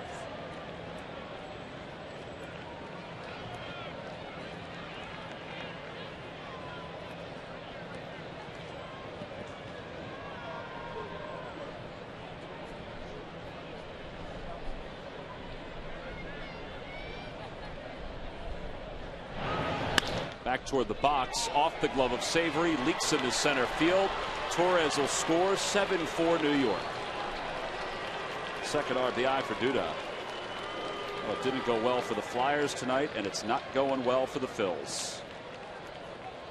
No, the Mets keep scoring 2-out runs. They just got another one. Big runs to score.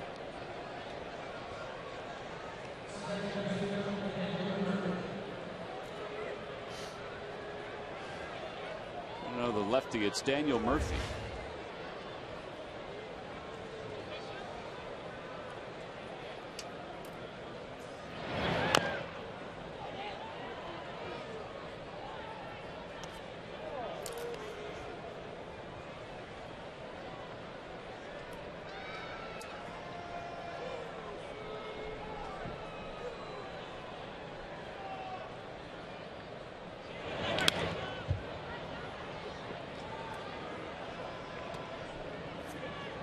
Michael Schwimmer charged with 2/3. 1 hit, 2 runs, a walk and a strikeout. So it was a 1-run game. It's now a 3-run game for the Phils to deal with in the home 9th.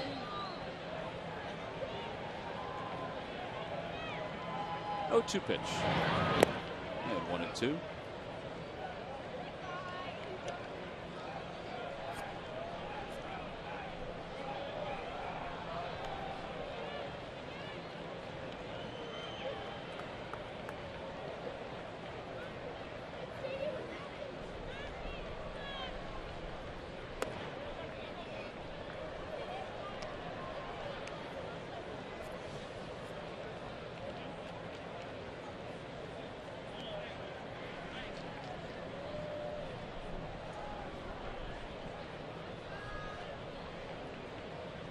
Back to the box. Savory gets this one. So the Mets score 2 more here in the 9th inning. They do so with the help of 2 hits and a walk. They leave one last chance for the Phils. They're down by 3.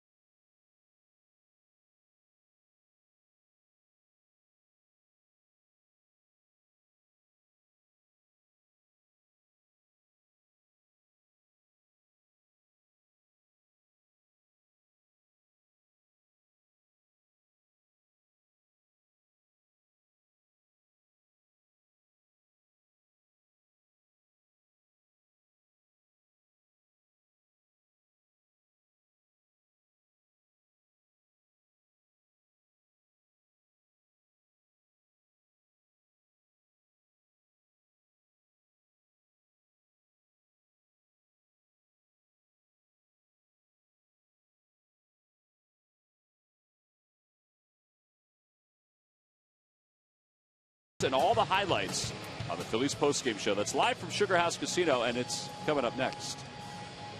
John Roush is into the ball game for New York. This is a save situation. The Mets are up by 3. They also make a defensive change out in right. Baxter came on to pinch hit in the Mets half of the ninth, so he'll stay in for Lucas Duda. And now Roush in his 15th ball game. He's 3-1, a 2.92 earned run average. He has 2 blown saves so far this year.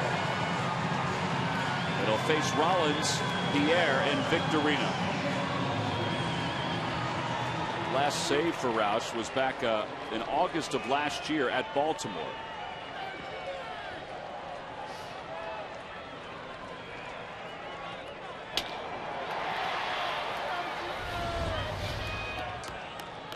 Rollins tonight is 0 for 3.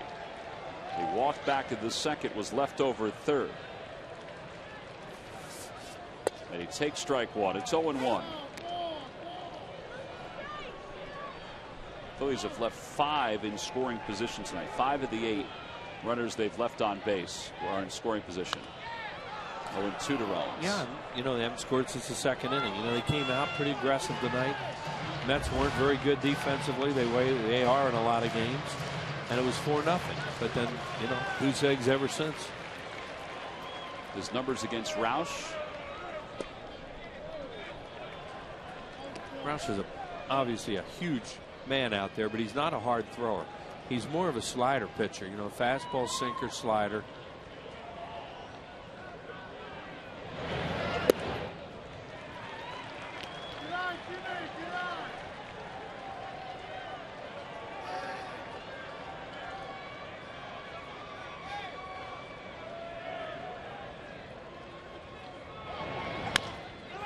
Over to the right side, Ike Davis will run it to the bag. 1 out here in the ninth. Phillies have had some losses this year, and this one's not over just yet.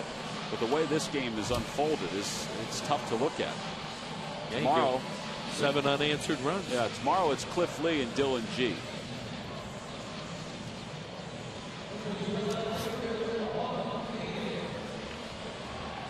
It'll be one of those things they'll be looking up at.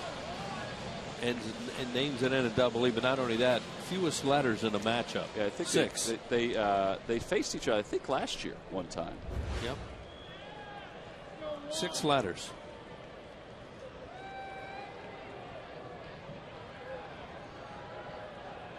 Juan Pierre is 1 for 4.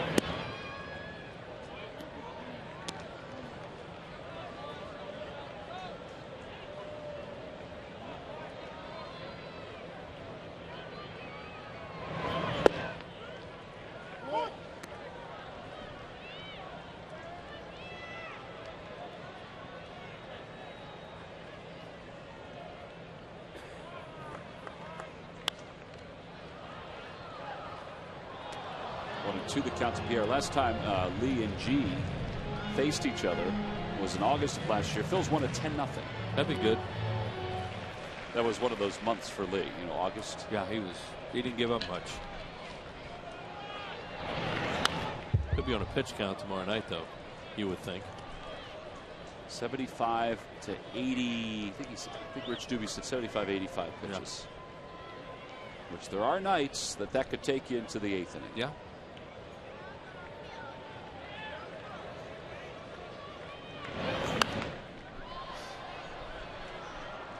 There's Cliff. His numbers against the Mets, and he has good ones. 2-1 with a 1.61 earned run average.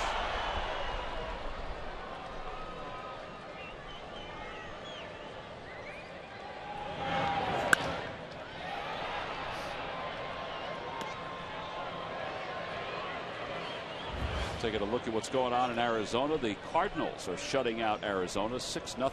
Carlos Beltran, another 2-home run game. He's 6 healthy. runs batted in. Yeah, he's healthy and playing well right now.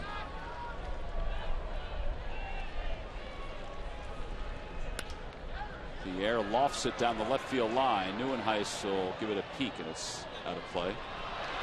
Nice bounce to that guy. Guy waited around and got rewarded.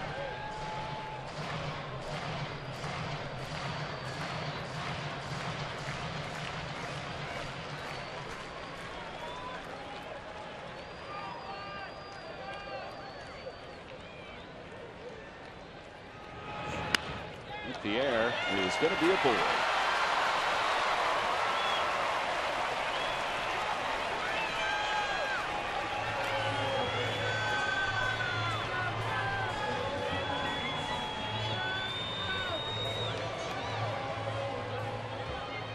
Shane has extended his hitting streak to 9 straight with an RBI double in the second. He walked in the 7th. He too has good numbers against John Roush. 5 for 11 for his career.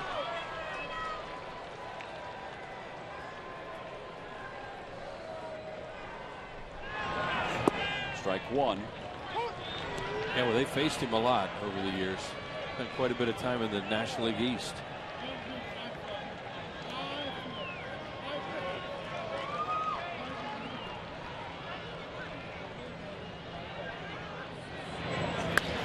Victorino skies it to left, playable for Neuenhuis. So Pierre goes back to first. Phillies are down to their final out here in the 9th inning. Trying to get Shane on there. He can open.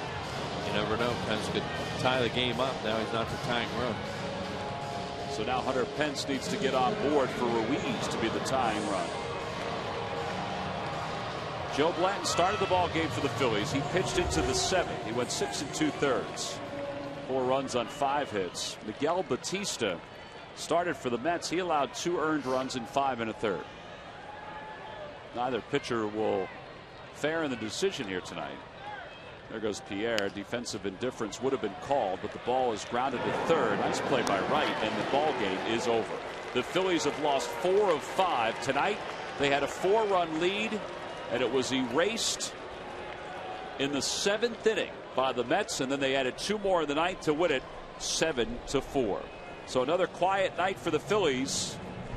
Not so much for David Wright. He's our Chevrolet player of the game, 2 for 5 with a single, double, and RBI, and a run scored. And he was part of the difference in that 7th inning for the Mets when they scored 4 runs. He scored 1 of them. He drove in another one as the Phillies threw the ball around the infield in that 7th inning. Here's our W.B. Mason delivery of the game. And then it finally came down to Antonio Bastardo against Lucas Duda with a tie game. And a base hit to right field. That gave them the lead they never relinquished. So the Mets have taken the first 2 in this series. They've won 4 of 5 against the Phillies in this ballpark this year. 7-4 the final. We'll be back to wrap it up right after this.